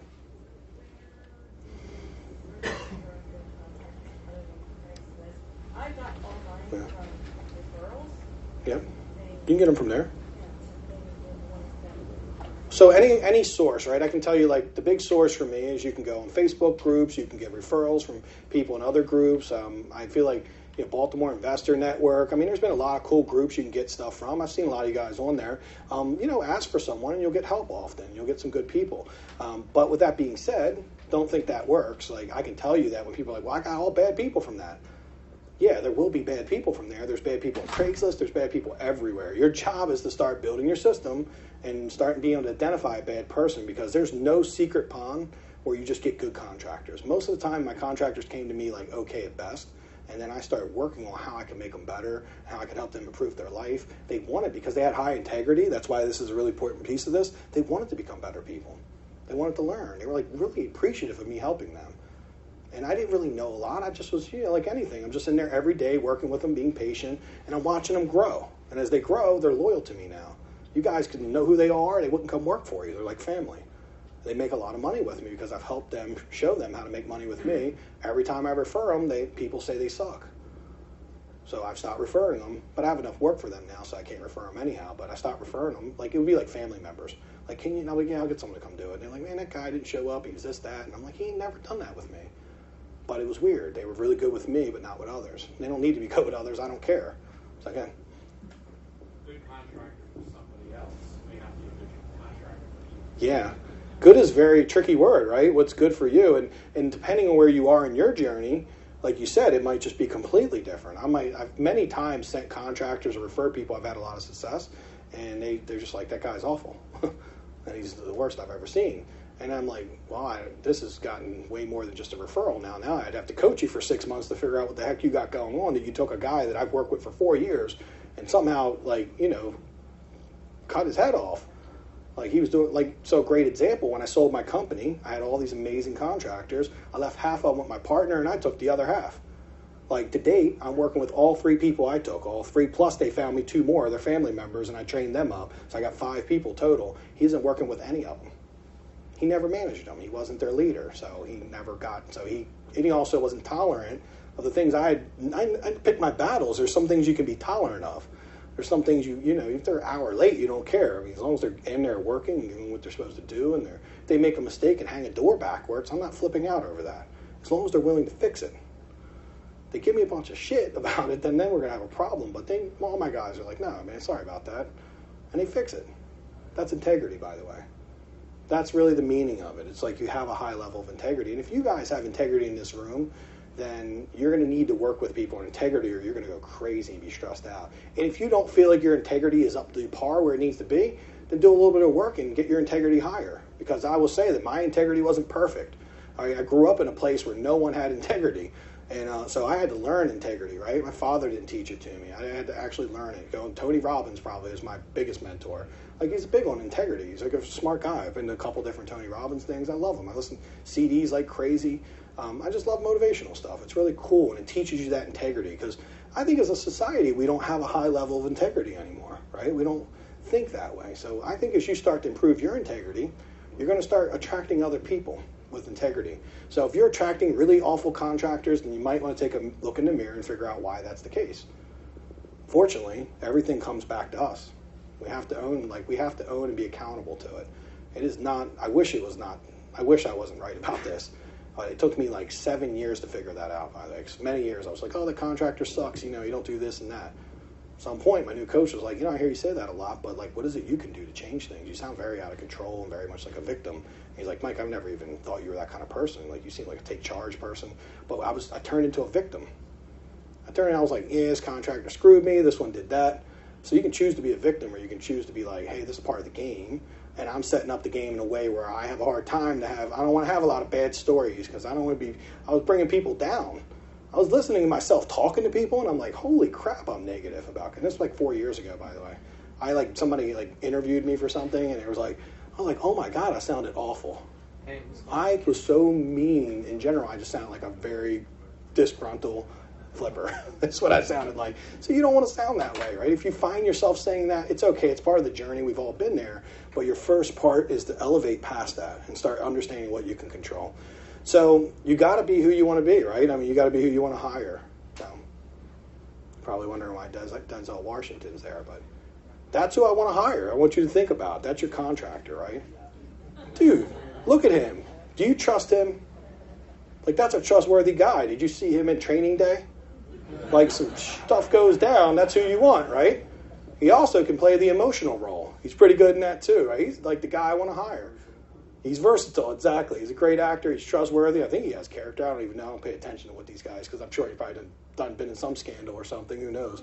But I don't pay attention. But in general, you got to be who you want to hire. So when I started seeing my business grow is when I started working on me. Didn't start doing it until about 4 years ago. 4 years ago, roughly.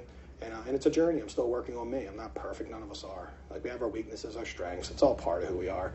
But working on me, I instantly seen everyone around me evolve. They either came with me or they got left behind and they got replaced with someone who wanted to take the journey with me.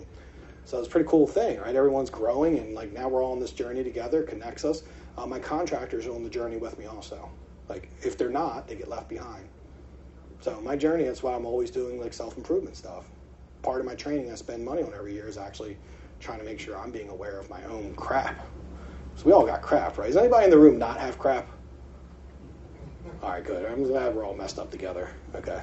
Yeah, not true, right? We all have crap, and I've learned that about life. Is sometimes we hear like, this person's great, and put people on a pedestal, but honestly, it's no place to be. You don't want to be on a pedestal because you stop learning. And you're on that pedestal, there's like, now they see you up there, and everyone around you is like, oh, let me get up there, and you're just staying where you are, and they're just doing this. It's actually, you're like under 50 people, and they're crushing you. So you got to be growing, you got to get off the pedestal. You can't be perfect. It's life. It's not as fun. Sometimes it's cool to hear cool stuff about yourself, right? And like, get excited. It helps our self-esteem, but it doesn't do a lot for the people around you. So I made a big shift, and I stopped trying to try to pump my ego up, and I started pumping other people up. And this isn't easy. I naturally am like, I'm a survival tactic, right? When you grow up hard, you learn survival tactics. And I've started learning that a lot of my energy is now outwardly focused, like helping my students, helping my contractors grow their business, helping my people who work for me make money and grow and go into cool things and do stuff. That makes me happy when that happens. I'm really excited about that. I'm glad to have that going on. When it happens, I feel like that's part of my new purpose. Before, like for many parts of my life, it was all about me. And by the way, I think that's a journey for people. We start off very self-centered because in certain years of your life you need to be. And then you start being focused on your family, right? This is your evolution, your family, your inner circle. And then the highest level that I'm hoping that I'm working on getting to now is giving to others, right? Some people give to others too early. Like, when you're giving everything to others and you don't have like a house to live in or play a car to get around, that's a little out of line, right? So there is times that it's okay to be selfish, but part of our evolution as human beings is we don't want to be 70 years old and all about ourselves. Because, that's the biggest point. When you're around, you want family, you want friends and people you've given to in a big way. So, hire Denzel Washington. He's probably pretty affordable. If he's around. I don't know. What's he doing right now? So I'm going to go through the 5 steps, and then we'll be done. But the 5 steps of picking them up and finishing budgets on time is pretty important. Make a detailed renovation budget. So you guys know what that is. A renovation budget for us is going to be like 50 items. I never do bathroom. You ever hear like some people are like, how much is it to do a bathroom? How much is it to do a kitchen? I don't break it up that way. I break it up like if you're going to do plumbing, that's a thing. But it's plumbing for the whole house. right? It's not plumbing in the bathroom. It's too complicated when you do it that way. And also, it's not specialized to each trade. So if I'm going to do demo, that's a line item, right? If I'm going to do waterproofing, it's a line item. If it's a roof, it's a line item. Windows is a line. You see where I'm going with this? Trim is a line item. Doors is a line item. Cabinets is a tile. All line items. And when we do it this way, it protects us. It also gives us a high level of clarity. When we're like, how much for a bathroom? They're like, $5K. It's tough, right? Because you go in and he's like, I'm half done. Give me half the money. You're looking at it like, I don't know what that means. I don't know if that's actually half done or not. And then what about all the other rooms and stuff that need to be done? It leaves a lot of room for change orders, bumping the price up, not getting done on time. So I like to just look and say, like, who's going to come in? Like, if you don't have anyone hired, all you got to do is get demo people in and start demoing. Right? So Rashad, when he does his first house, just demo, right? That's it. That's the first step. You're moving forward. You get the demo done, you understand your plan. So you got to have a detailed plan, though. What are you demoing? What's your drawings? What's the layout? I think Rashad's house, he got actually looked at it with students, and he ended up winning it. So I actually know the layout, everything I can give to him. I just like, here it is, man. Just send it over. I know what it is. And so because we actually seen it and already figured it all out. Me and like 7 people in the higher level group. So we actually really looked at that house in detail. It's a good house, a good neighborhood. So the detailed retail, the renovation budget, that's really big. So every line item, you got to understand it. You got to know that like this is how much it costs. You got to understand these things. Next is you got to have the standardized pricing for everything. You guys ever heard of that in this? Everybody's getting like estimates from contractors. Like that, don't do that if you are. Because contractors are just going to tell you a lot of different stuff. I think Devora, who's in our mastermind, she got an estimate for $10,000 for a roof. Or 9,500, something like that. And then I was like, that's way high. Because all I did was like, how many squares? And she's like, 10 squares. I was like, yeah, that's like 3,000 maybe. And she ended up getting it for 3,700. But she's like, no, this guy's trustworthy. I got a referral from one of the groups, by the way. And he's like, he's an awesome guy. It was like $9K. I'm like, he is an awesome guy. I like him, but I'm not paying him $9K. That's unreal. So standardized pricing dictated that she would only pay $3. The $700 was for some plywood that needed to be fixed. So I told her what to do is I said, stop asking them and start telling them what you'll pay. And that's standardized pricing. Because when you ask someone, first of all, my guys don't even like to do estimates. They love when I'm like, hey, I got a roof for you, go do it. And they'd be like, all right, what am I getting paid? The standardized pricing, you're getting paid the X amount, this much for the roof. They know. It's like I used to work that way when I was a subcontractor for flooring. I come in and get a job. I look at a job, be 320 feet. I get paid $2 a foot. I make $620 that day if I get it done. It was that simple. Right? It was math, and I knew how to do it, so I do the same thing with my contractors because we're all on the same page. And also, it's very smart in a psychological way because it's training like you would train your dog. If you take your dog out and you walk him and he uses the bathroom outside, not on your carpet, you give him a little treat, right? And if they don't, you don't give them a treat. You don't give them love, right? You give them the love, and they get used to it. It's a habit. You got to do the same thing. I'm not saying contractors are dogs, by the way, but it is human psychology is very close to animal psychology that way. Right? There's leadership. They have to have a pack. It's a pack animal, and they follow. And they'll follow patterns if you create it. If you have a bad dog, like my dog was bad, and I realized I didn't train him very much. I actually hired a dog trainer. I was like, well, I don't do any of that stuff because I love the dog, and I feel like that's mean. And I was like, what, mean? The guy told me, he's like, dogs like having structure. You're actually stressing them out, and the bad behavior is becoming because you've given them no structure, and that stresses them out because they want to be in a pack, and you're the leader. And you're not being the leader. You're letting them run the house. They don't want to run the house. They want you to tell them what to do. And when you don't, it stresses them out. And they start peeing on the floor. They start eating up shoes and stuff. It's all bad behavior because their leader isn't doing what it's supposed to do. So it's interesting how we can learn from a dog and how to train a dog. But it's very true when contractors start to fail. Right? If you don't tell them what to do, when, how, and put structure in place, and here's what I pay. Like, they love that once they're in. They really love it because they get the opportunity to understand what to do next. So create the standardized pricing, standardized labor hours. Sorry, my eyes are watering a little bit. Anybody know what that is? So I'll explain it. Standardized labor hours is anything you're doing, you should know about how long it should take. So if you're installing cabinets in a kitchen, 2 guys, like a day max. That's pretty loose, but if someone's like, it's going to take 2 guys for 4 days, you're probably paying too much. Because see, if it takes somebody 4 days to do it, they're going to get paid for 4 days' work, and for that labor, they're going to want to charge you $2,000 to install cabinets. I pay like $400, and we can do it in like 5 or 6 hours. Yeah, did you have a question? Oh, sorry, you're scratching your nose.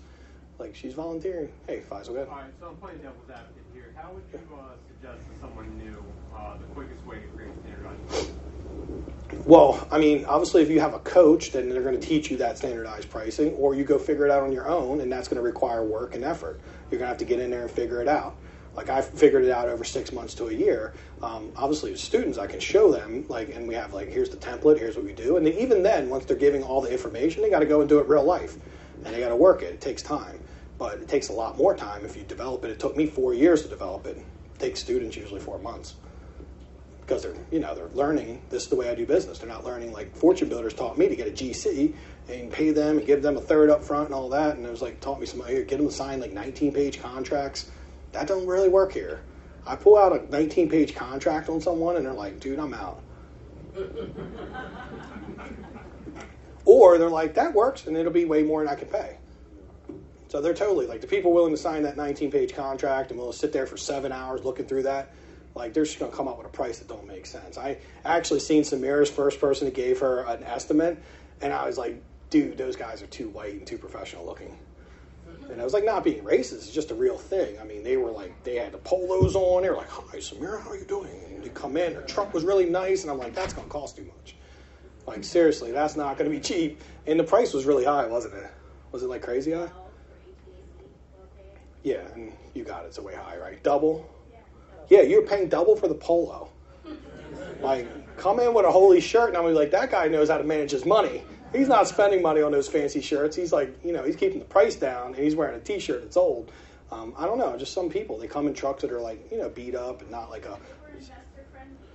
Well, they all say investor friendly. We can say anything. We say, well, I'm athletic. I could say that if I want, but I'm not really, to be honest. Like, if being on my couch is athletic, then yes, I am. But I'm not athletic by nature. I work out some just so I don't, I can move and get out my door and don't get trapped in my house eating fish or popcorn, which I just ate a whole bucket of like in the last 2 days. That was a gift for someone, and I'm sorry to tell them they're not getting it now. Yeah, we'll keep that one between us. Cut that out, man. They're like, who was that? They're all wondering now who the gift was for. But I have actually a plan B because I bought a second one as a gift, and it's this big. So I'm going to open that one with them and then say, can I borrow some of the popcorn to put back in the smaller one so I can still give the gift? I have a plan. It's a solution. It's not the greatest solution, but it is a solution. So I do have a plan. So standardized labor hours. Look, you're not going to get it perfect, but if you have the basic understanding that hanging a door takes a half hour, right? The pre-hung door is like a half hour. That's not good. How long things take? I work with building a list with people. So I can't just hand you a list. It's all part of I have to help you build that list and learn it. Not just standard. There is no standard, unfortunately, because it depends on the age of the house. It depends on where you are. If you're in Maryland versus Florida, Baltimore versus A County, the type of house, the age, all those things are going to determine what the standard is.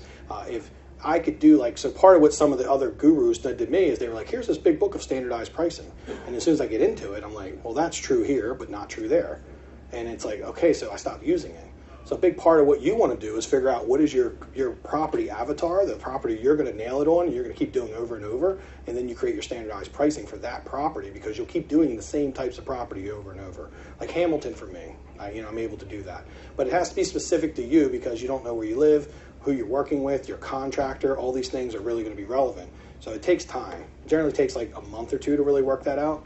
The pricing and having that on hand, it's an investment. You have to invest in your time, yourself, and like anything. It takes you a long time to do it on your own, though.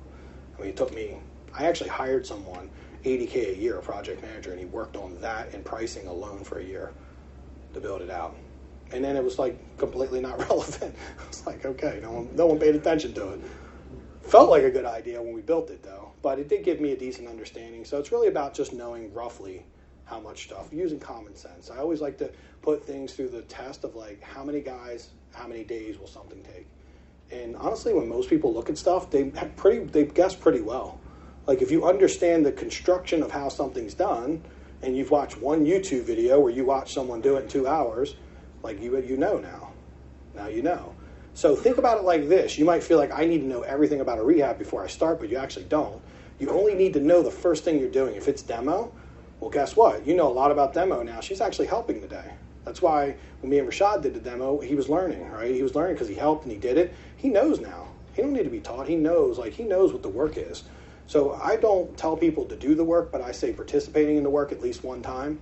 It's a great team building thing. It's also really great creating your standardized time, your labor hours, because you start getting a real good understanding of like, oh wow, I just watched them frame a basement in a day, 3 people. And versus I've had someone telling me 6 people for 6 days. And I would have totally thought that was a thing if I hadn't done it a bunch of times and seen that it wasn't a thing. So we just don't want to, we don't want to fall for anything. We want to be smart. So will you know it day one? No. But you can get a good understanding of it if you're thinking that way. What you can't do is abdicate. I just learned this word, so if you guys don't know what it means, it's like giving something away without you, like, just say, here, you take it and figure it out for me. And that's what a lot of us do with GCs. We're just like, here, I'll see you in like 2 months. Just I hope it works out. And it don't, usually. I've never seen it work out. And if it does, you got lucky, right? It might work out this house and not the next one. You can't build a business on it. But when you spend 6 months to a year training yourself and learning the business you plan on being in the rest of your life and making millions of dollars, well, you're going to have a better chance, right? You usually will make it, by the way. Every single person, when I traveled the country finding really successful flippers, there wasn't a single person that ran an amazing flip business doing a lot of money and volume who didn't understand the construction piece. And if it was partners, maybe one partner knew the construction, one did that. Or if it's one person, then you got to learn both. You got to get good at all those things. You got to get good at acquisitions, analyzing deals, and you got to get good at like understanding contractors. And the key is standardized pricing, standardized labor hours. So when someone says it's $500 to do this, you can look at that and say, okay, that'll take 2 guys a day. That's fair. It's ballpark, so maybe it's less or more. But if they're like it's $1,800 and it takes 2 guys a day, right? There is that, by the way. She got a price for HVAC for $12K. It's $6K to do HVAC, not $12K. So knowing that, she can stand up and say, look, that's too much. I can't pay you that. And believe me, people are going to fight with you about it. Like, no, you can't get it done cheaper. I'm like, okay, I mean, I'm 850 houses in. I promise you I can get it done cheaper. I don't think I've ever paid over $7K for HVAC ever. And that was in a really big house. You told me that, and I did find somebody for 6. Yeah, there you go, right? Yeah, so perfect. You see what I'm saying? It's like you could have paid 12 if you were listening to them. But you understand what it costs for the materials. Like, I've trained her. She works with me. Like, this is what the materials cost. This is how long it should take to do. Like, they're going to, on 6K, they're going to make about $4,000. Well, if they're doing ducts and everything, they'll make about 3. So they'll make 3,000 because they got to do ducts and everything. If they make 3,000 and they can get 3 qualified guys in for a couple days, that's enough. It's not a lot. I mean, they're not getting rich. But if they're pretty quick, they'll make money.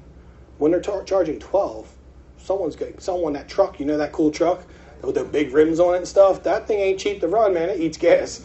Like, I don't want to pay for that, unfortunately. I'm happy for them to have a truck like that, but as long as I don't have to pay for it. Like, I'd prefer to have my own truck if I'm going to pay for it.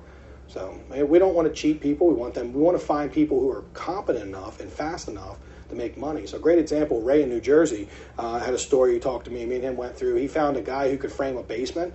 And he talked to 2 people, and they wanted like $2,000 to frame this basement for labor. And they were like, it's 2 guys for like 2 or 3 days, something like that. He finds this one single guy. He's like, dude, I've been doing this a long time. And he's like, I could do this in 8 hours. I'll charge you $800. The guy was in and out in 7 hours and did the whole basement. That's a guy. So he's like, I'm gonna use him for everything. He's fast. The guy, he did a great job too, by the way. He did a great job. The guy was truly an expert and a professional. He was someone who strived to be good at what he did, but do it fast. Because isn't that the name of the game? If you're getting paid by the work you do, doesn't it make sense if you could do it half the time?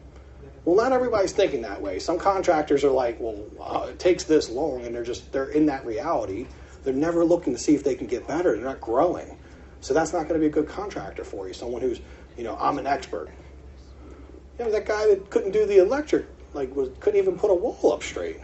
He said he'd been doing it 20 years too, by the way. Sometimes I wonder when they're like 20 years. I'd rather find someone who's been doing it 2 to 5, but they're good people. I want to work with good people, and it's been my experience. I've too many times in the past did not work with good people, and it was definitely a part of why my business was a struggle and harder.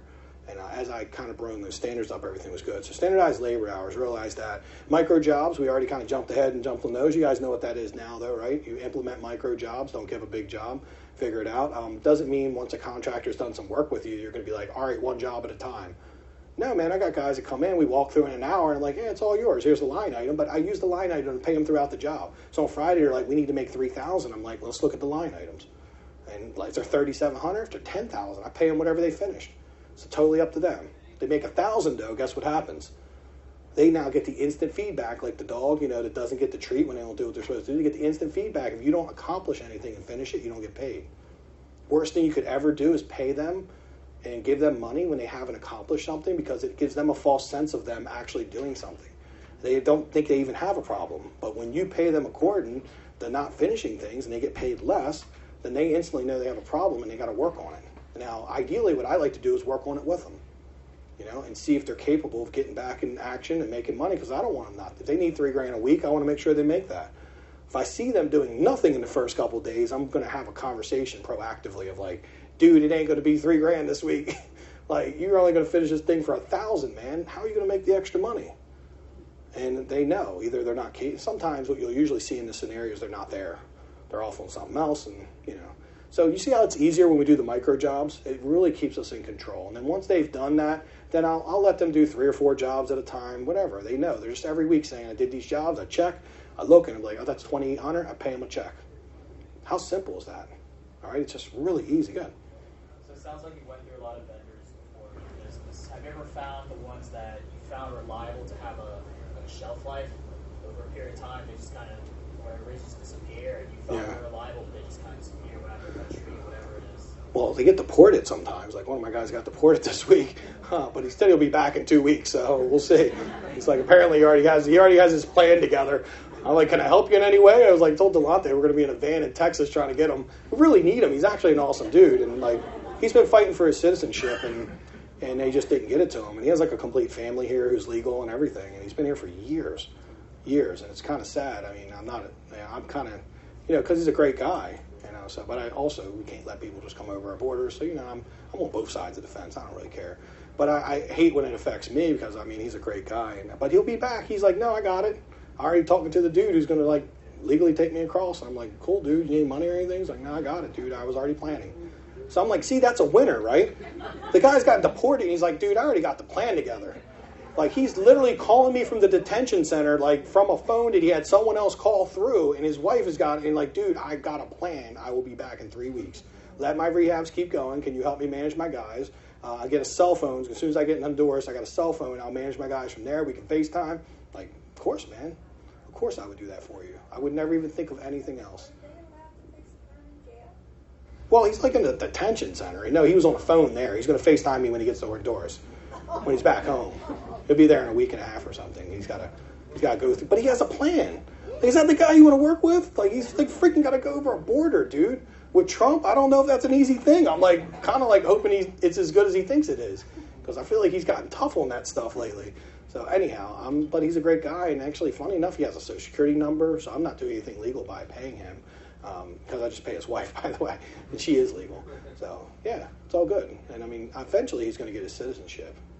So he will, and he'll deserve it because he's earned it and worked hard. But I love that he has a plan. I was like, he was so laid back about it, like, oh, dude. But he more was worried that I would worry. I was like, dude, it happened like 5 years ago. It was all good. He came back like a month later. It worked out, and the guy's been working with me for like 7 years now. Great guy.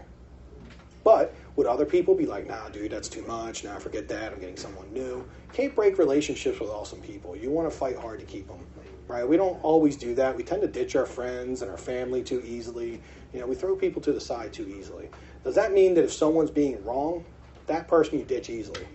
If someone has got bad character, bad integrity, that's not a contractor you want to be loyal to. But this guy's proven himself for years to me, so I will go above and beyond to make sure he's staying in my family and working with me at any level. You get the same guy on the opposite end of the fence who's being a jerk, and he's got about 8 minutes with me, like literally. Or you show up 20 minutes late. There you go. So yeah, it's about when you should be loyal to someone. It's not automatically given. So control the money and pay when jobs are complete. I know, like, anyone that wants to get paid up front, you're going to have people like, I need to be paid up front. Like, this is the way it works. I need a little bit of money for gas. I need this for materials. Control the money, pay for the materials. It's okay. It's a headache in the beginning because you got to listen to Home Depot calling you and you got to deal with the materials and stuff. But you're going to learn, right? You're going to learn what materials they're buying, how they're buying it. You're going to know if things are going well. You're going to be connected. You're going to know what's happening. Big headache initially. Go ahead. I had a situation 2 weeks ago where was paid for the materials, and the contractor was at Home Depot. He said, "Okay, I'm in line. Give me a card." So I went to the cashier. We get there, and to the cashier, and Yeah. He does. He was buying stuff for either another project or his personal home. It wasn't anything to do with that Yeah. project. So I said, Yeah. I said, I'm not paying for it. Give the phone back to him. Yeah. I said, see ya. That's very low integrity. That's theft. And like, here's the thing: when you catch someone stealing, they've stole many other times. You didn't catch them usually. Like my cousin actually stole something from our company, and my partner called him, and he's like, "Yeah, he's your cousin. Let's give him another shot." I'm like, "Dude, you caught him this time. He probably fleeced me over the years because I wasn't paying attention." It's like, dude, that's unacceptable for family even. So stealing is not right. He completely got caught, by the way. He was like, "I didn't do it." My partner went to Home Depot and had him like on camera, like, "Yes, buying it." He was like, "I didn't buy that," and he's like, well, "Oh, okay." But then he made some story up. And it's just what you do. I mean, like, you got to be that way. So if a contractor's stealing, that is a no-go, by the way. It should be on the list. Actually, if they steal anything or you see stuff, you just can't trust them. Yeah, because eventually it comes back to integrity. Exactly right. You got to have high integrity. And stealing is the lowest level of integrity, right? You need someone that if there's some extra material, they're going to take it to the other job. Like, good people do that. I used to do it when I was a flooring guy. Until they were like, "Just take it." I'm like, I'm throwing it away because I end up having like all these random boxes of crap in my house, end up being a storage bin for them.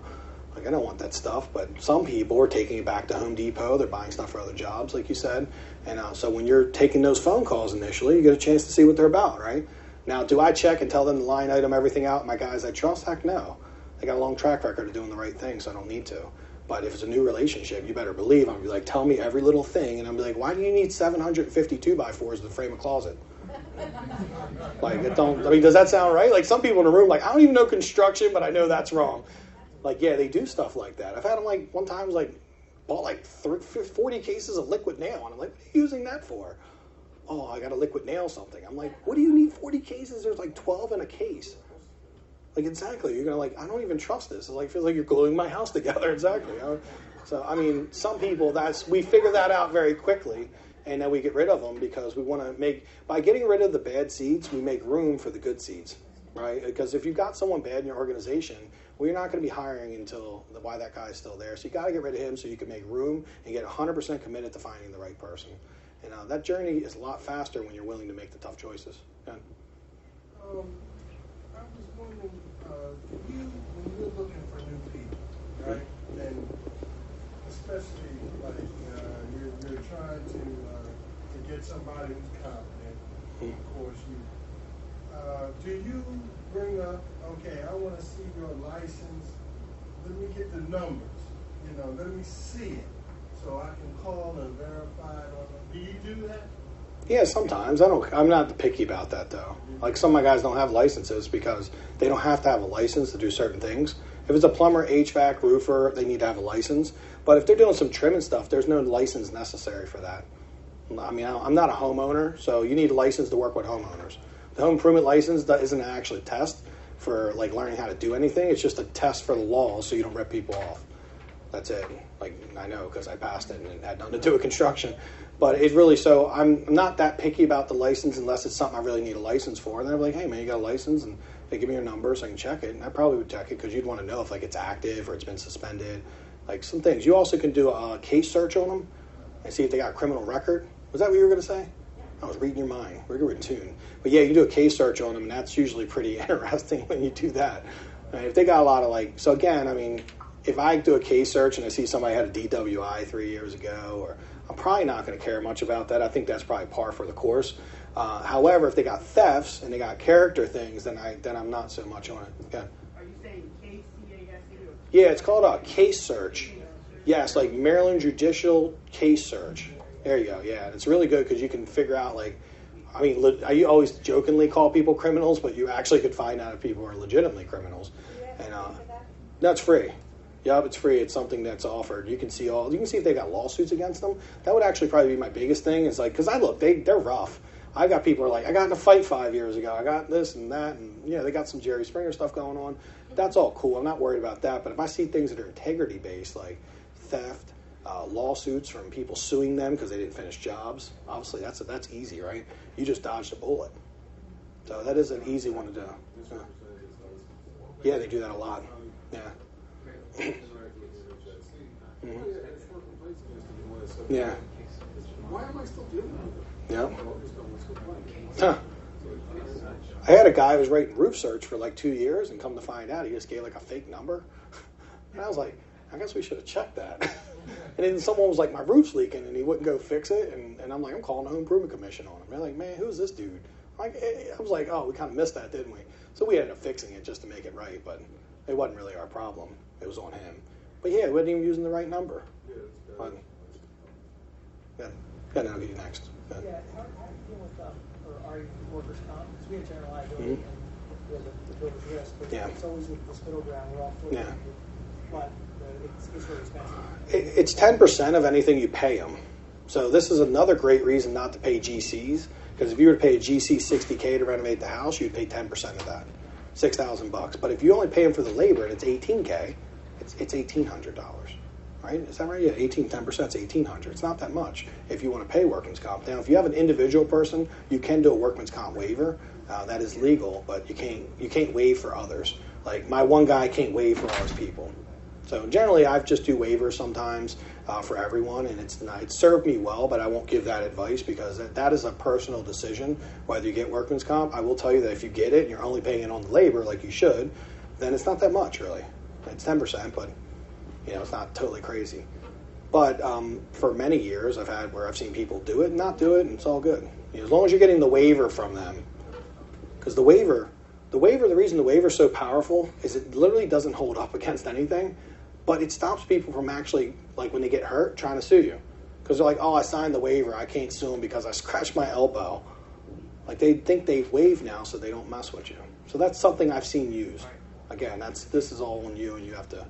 This is totally up to you and your business, but Do you make sure that everyone has insurance, like so that if they don't do something properly, you go back to their insurance?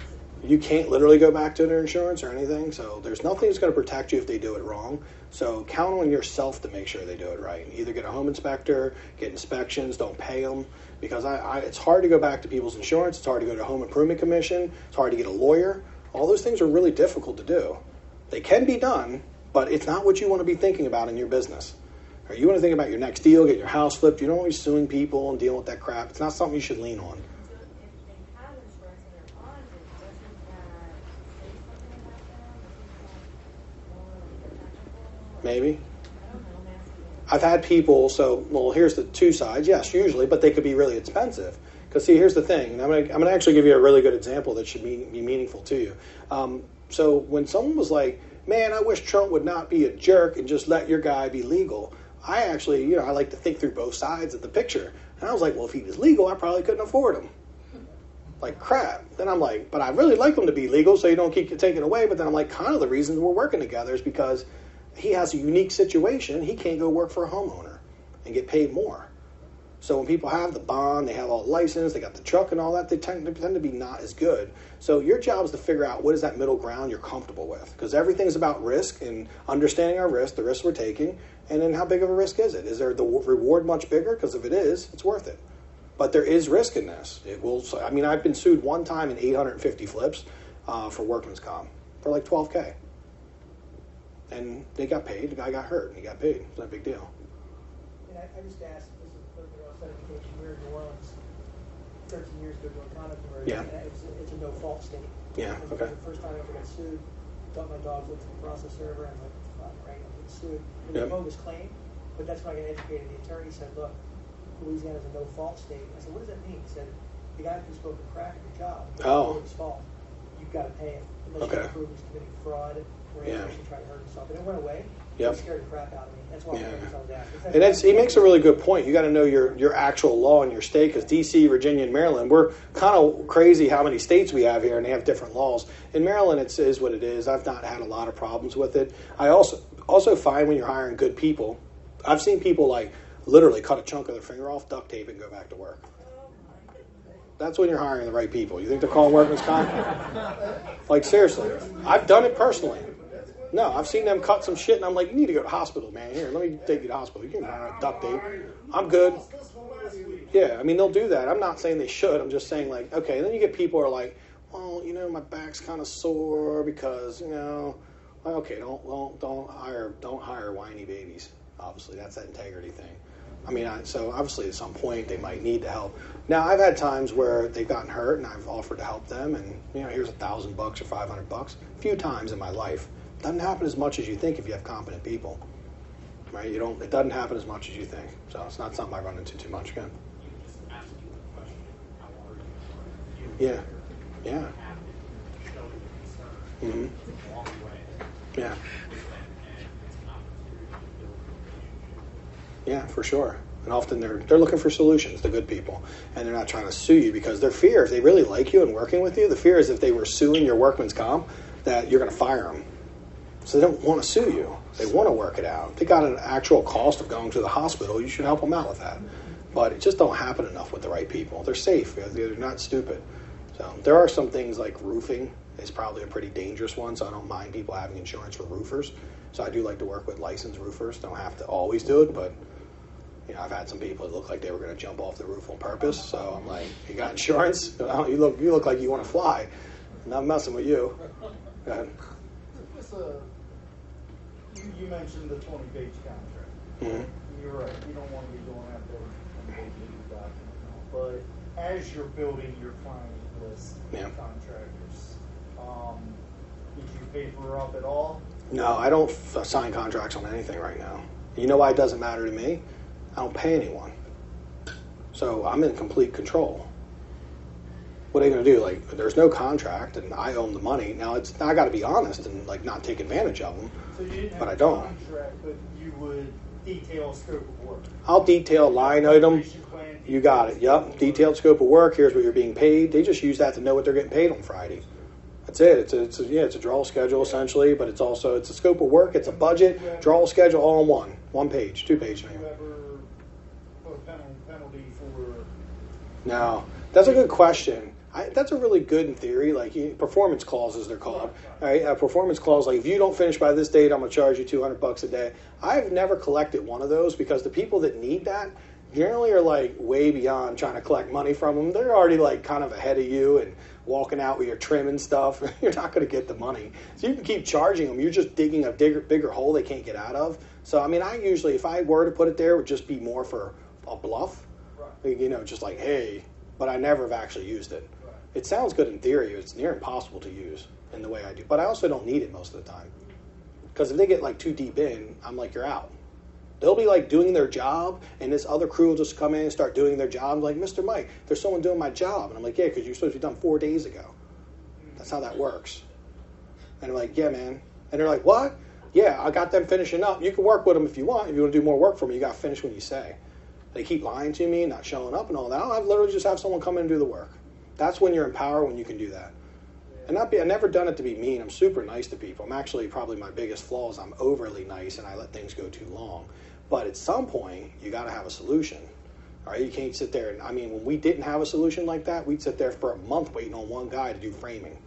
The whole house just sitting, right? And me coming up, making excuses for him. Oh, well, they ran into that one little piece of rot, and like that ain't a month. You can build a house. I've seen somebody like erect the whole house in like 3 days, and this guy's ever talking about some framing a month into it, right? He just wasn't reliable. But I didn't have the power back then. This is like 6 years ago. I'm waiting on him.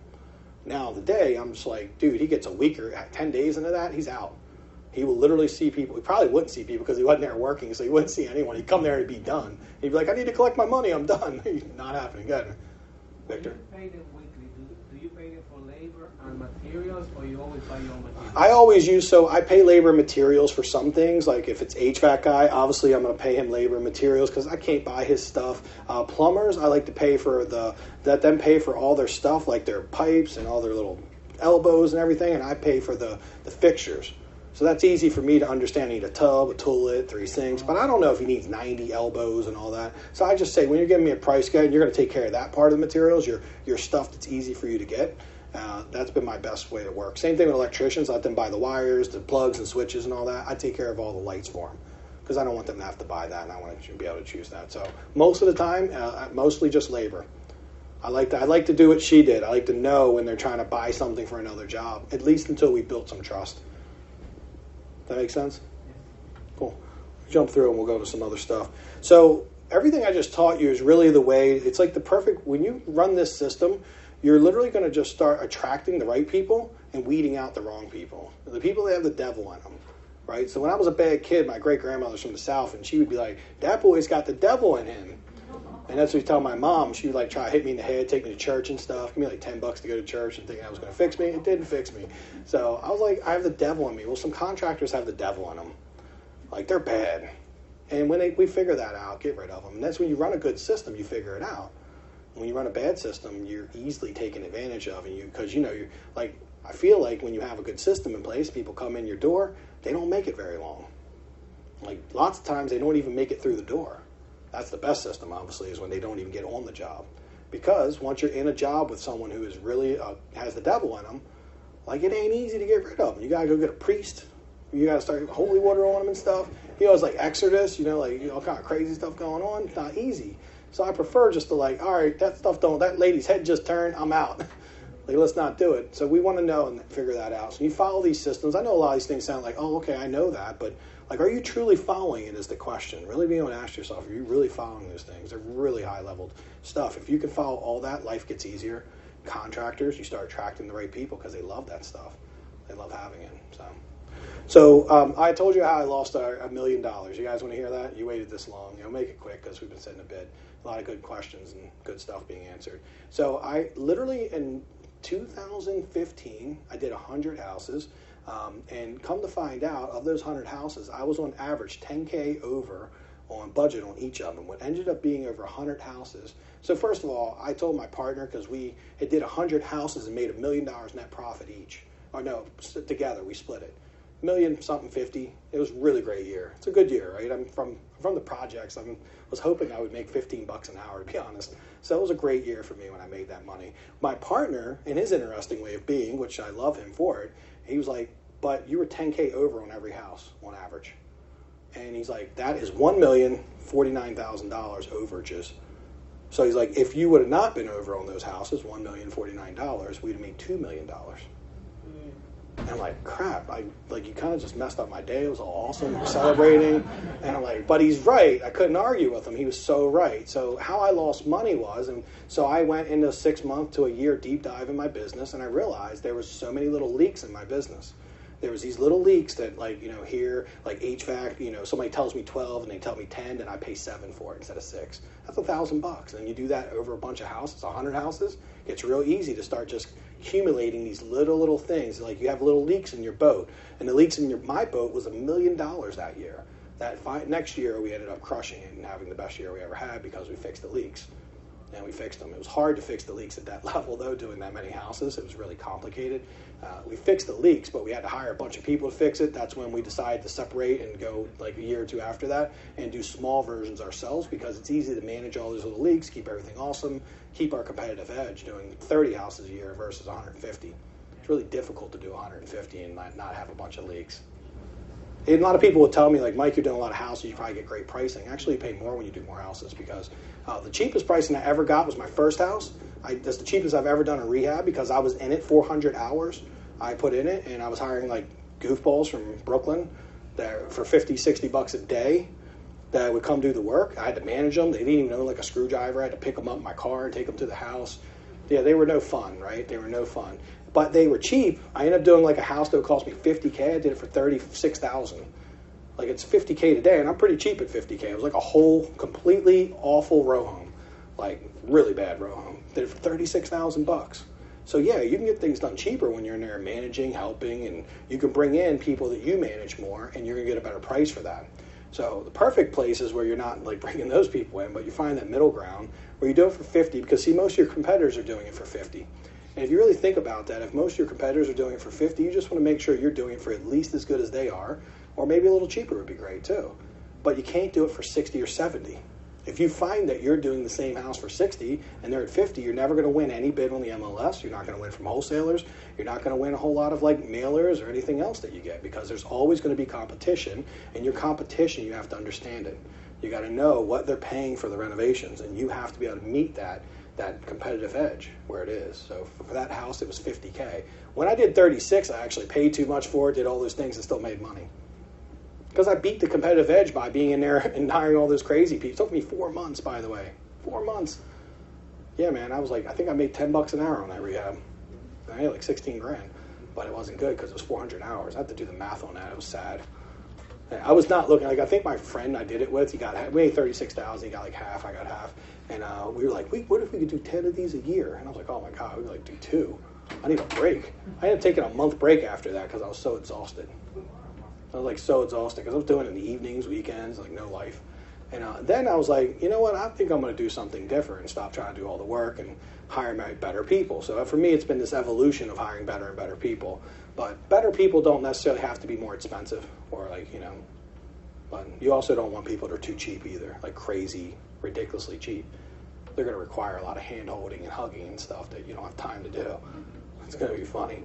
So how we did it, you dig into your business, there's a lot of money to be made in flipping. So when people, like I have some students have hired me to go from 30 houses a year to 50. I'm kind of like, first thing I talk about is you don't really need to do 50. Let's talk about the 30 you're doing and what you're making, how we can optimize that first. And often we're able to double their income on the same 30 because there's so many holes in their business. The first thing we always intelligently think is, if I've done 30 and made 300,000 or 400,000, if I do 60, I'll make double. But it's not really true. What ends up happening is you are making so little on 30 because you have a turd. And when you double the turd, you have a pile of turds.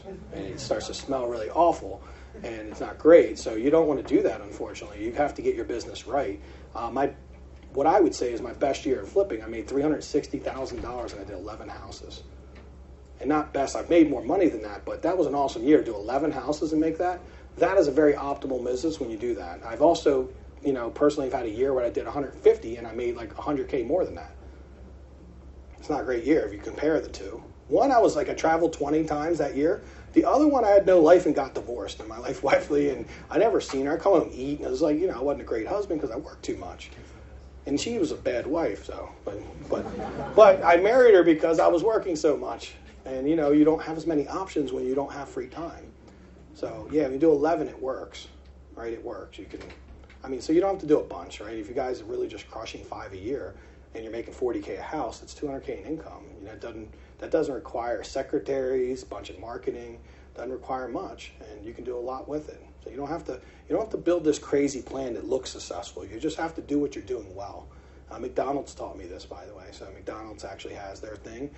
You got to make every location has to be an excellence and make a certain amount of money, or they won't allow you to get other locations.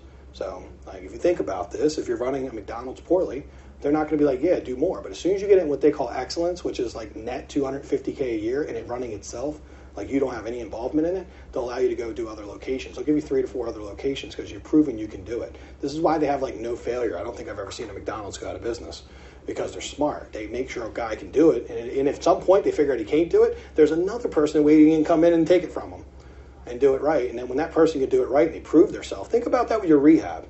Think of every rehab like your first McDonald's location, and each rehab you do 1 at a time until you can nail it and get it right.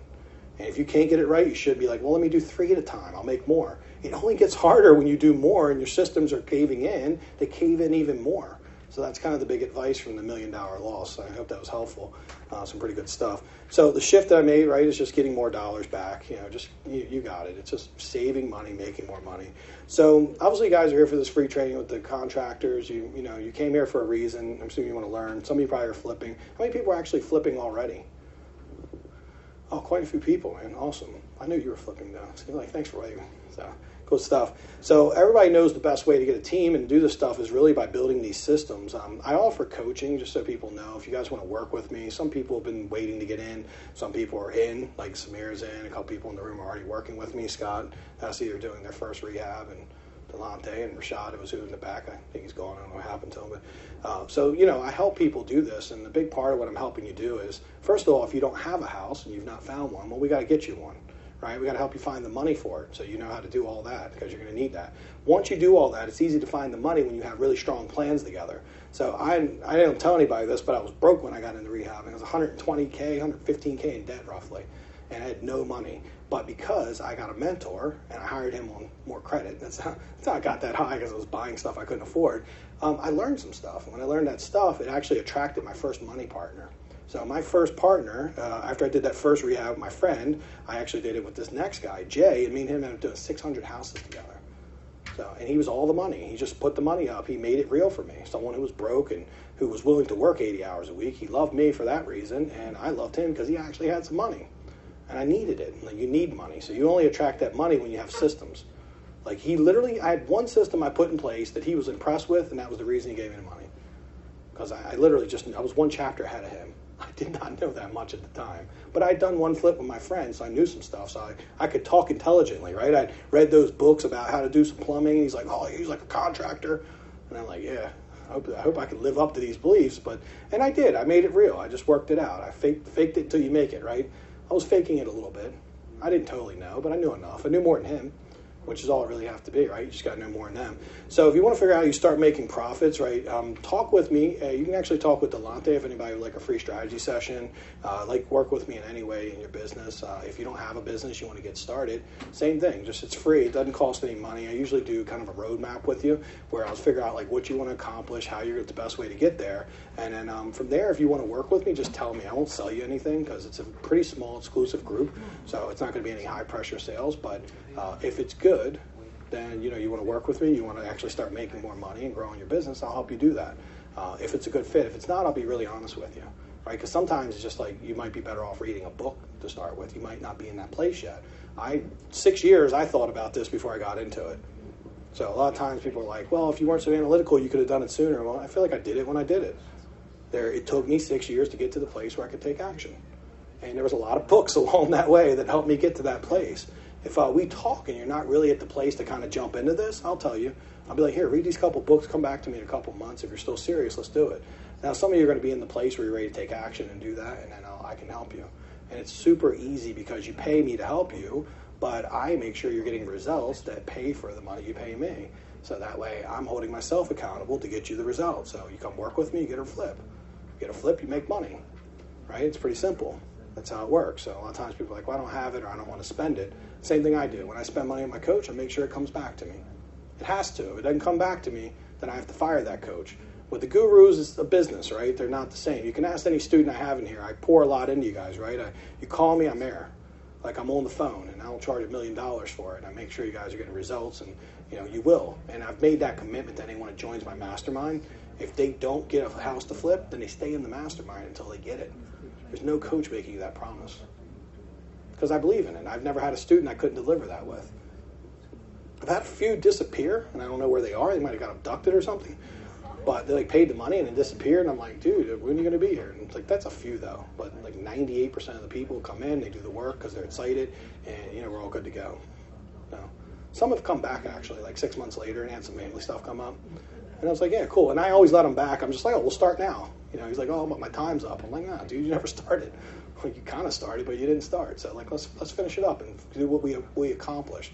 And that's the key. Once you start doing all that, so here's the details, you guys. You can go to this link and fill out a form, or you can go back to Delante. It's probably the easiest thing. Just give him your number and name. He'll send you a link. If anybody wants to just say, hey, Mike, I want to at least talk to you about it, no big deal, right? Oh, sure, go ahead. Yeah, I'm flicking, I'm like my finger is moving. Sorry about that. But Delante in the back's the easiest way anyhow, because I know if I'm looking at this thinking you're going to get that wrong. That's a lot of letters and symbols. So you got it there if you want to write it down. It's free.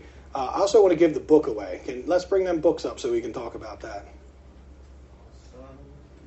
Which one you want to talk about first? Well, either one. Doesn't matter. They're both awesome. You guys all have tickets? You have your tickets? We got tickets. All right. Who's read this? Okay. One second.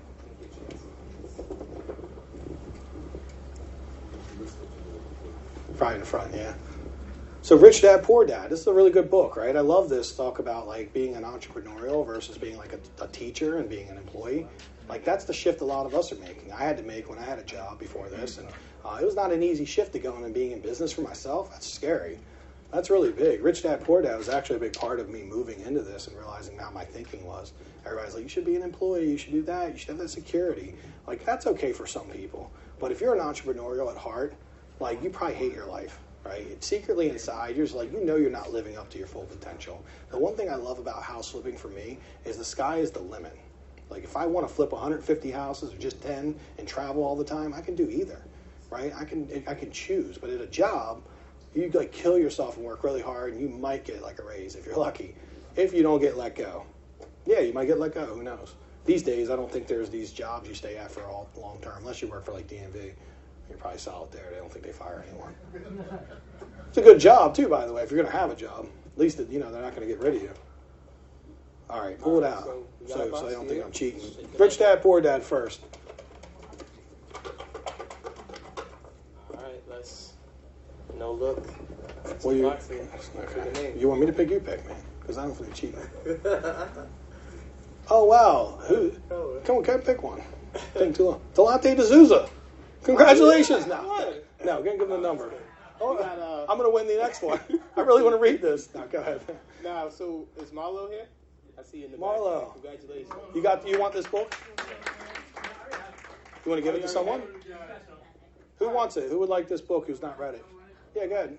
Good. You've raised your hand first, so action taker. It's a good book. Yours. All right, let's do the next one. This one's actually pretty good. So I am actually an E-Myth coach, and my coach that coached me is a high-level E-Myth coach. I love E-Myth. This one actually is E-Myth with Than Merle from Fortune Builders. So he's talking about real estate E-Myth. E-Myth is a book about you can have a job. So sometimes people, when they run their own business, they think they actually own a business, but most of the time they own a job. They just happen to be employing themselves. And that's how most businesses run, right? They're technicians. They're in their job working every day, and they're just not doing anything to change anything. The next level, you become a manager, and that's where I was for years, where I was like, okay, maybe I can get a couple people to work under me, right? And I'm even there a little bit now. But when you truly become an entrepreneurial person, businesses are just running, right? So I'm kind of in the mix between manager and entrepreneurial right now, because my business does run a lot on its own. But with that being said, I'm still active in it, so I'm still doing some of the manager stuff. You make a lot more money every step you go up. Right? As you're a technician in your business, you'll make $100K, $200K a year max. If you become a manager, you can start making $300 to $500K. You can start breaching that like $800 to $1 million when you become an entrepreneurial person. The reason he talks about this, and he's so cool, is because he's like, when you own a business and it runs itself, you could own 10. There's nothing stopping you. You could own 20. There's no limitation. There is a limitation for me since I am part entrepreneurial and part manager. I can only do so much, right? Now, I do more than most, and most people are like impressed with that. But if I wanted to do 1,000 houses a year, how would that happen?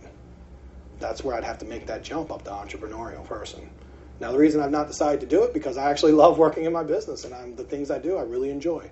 So, E-Myth, if you want to learn a little more about that. So, let's see who the winner is. All right. Does anyone have this book? A couple people. Cool. All right. So, this one will be definitely a winner. Thank you, Marlo. That was generous of you, man. Thanks. Yeah, that was awesome. All right. I'm not looking. Look. If we just pick one, because you make this seem sketchy. Man. I get too much. This was blank, guys. So blank. got another. Hold on. What's the number? It's got a number on it. The last three numbers are 869. It's like bingo. 869. 869. Possibly, maybe left. Okay, that maybe.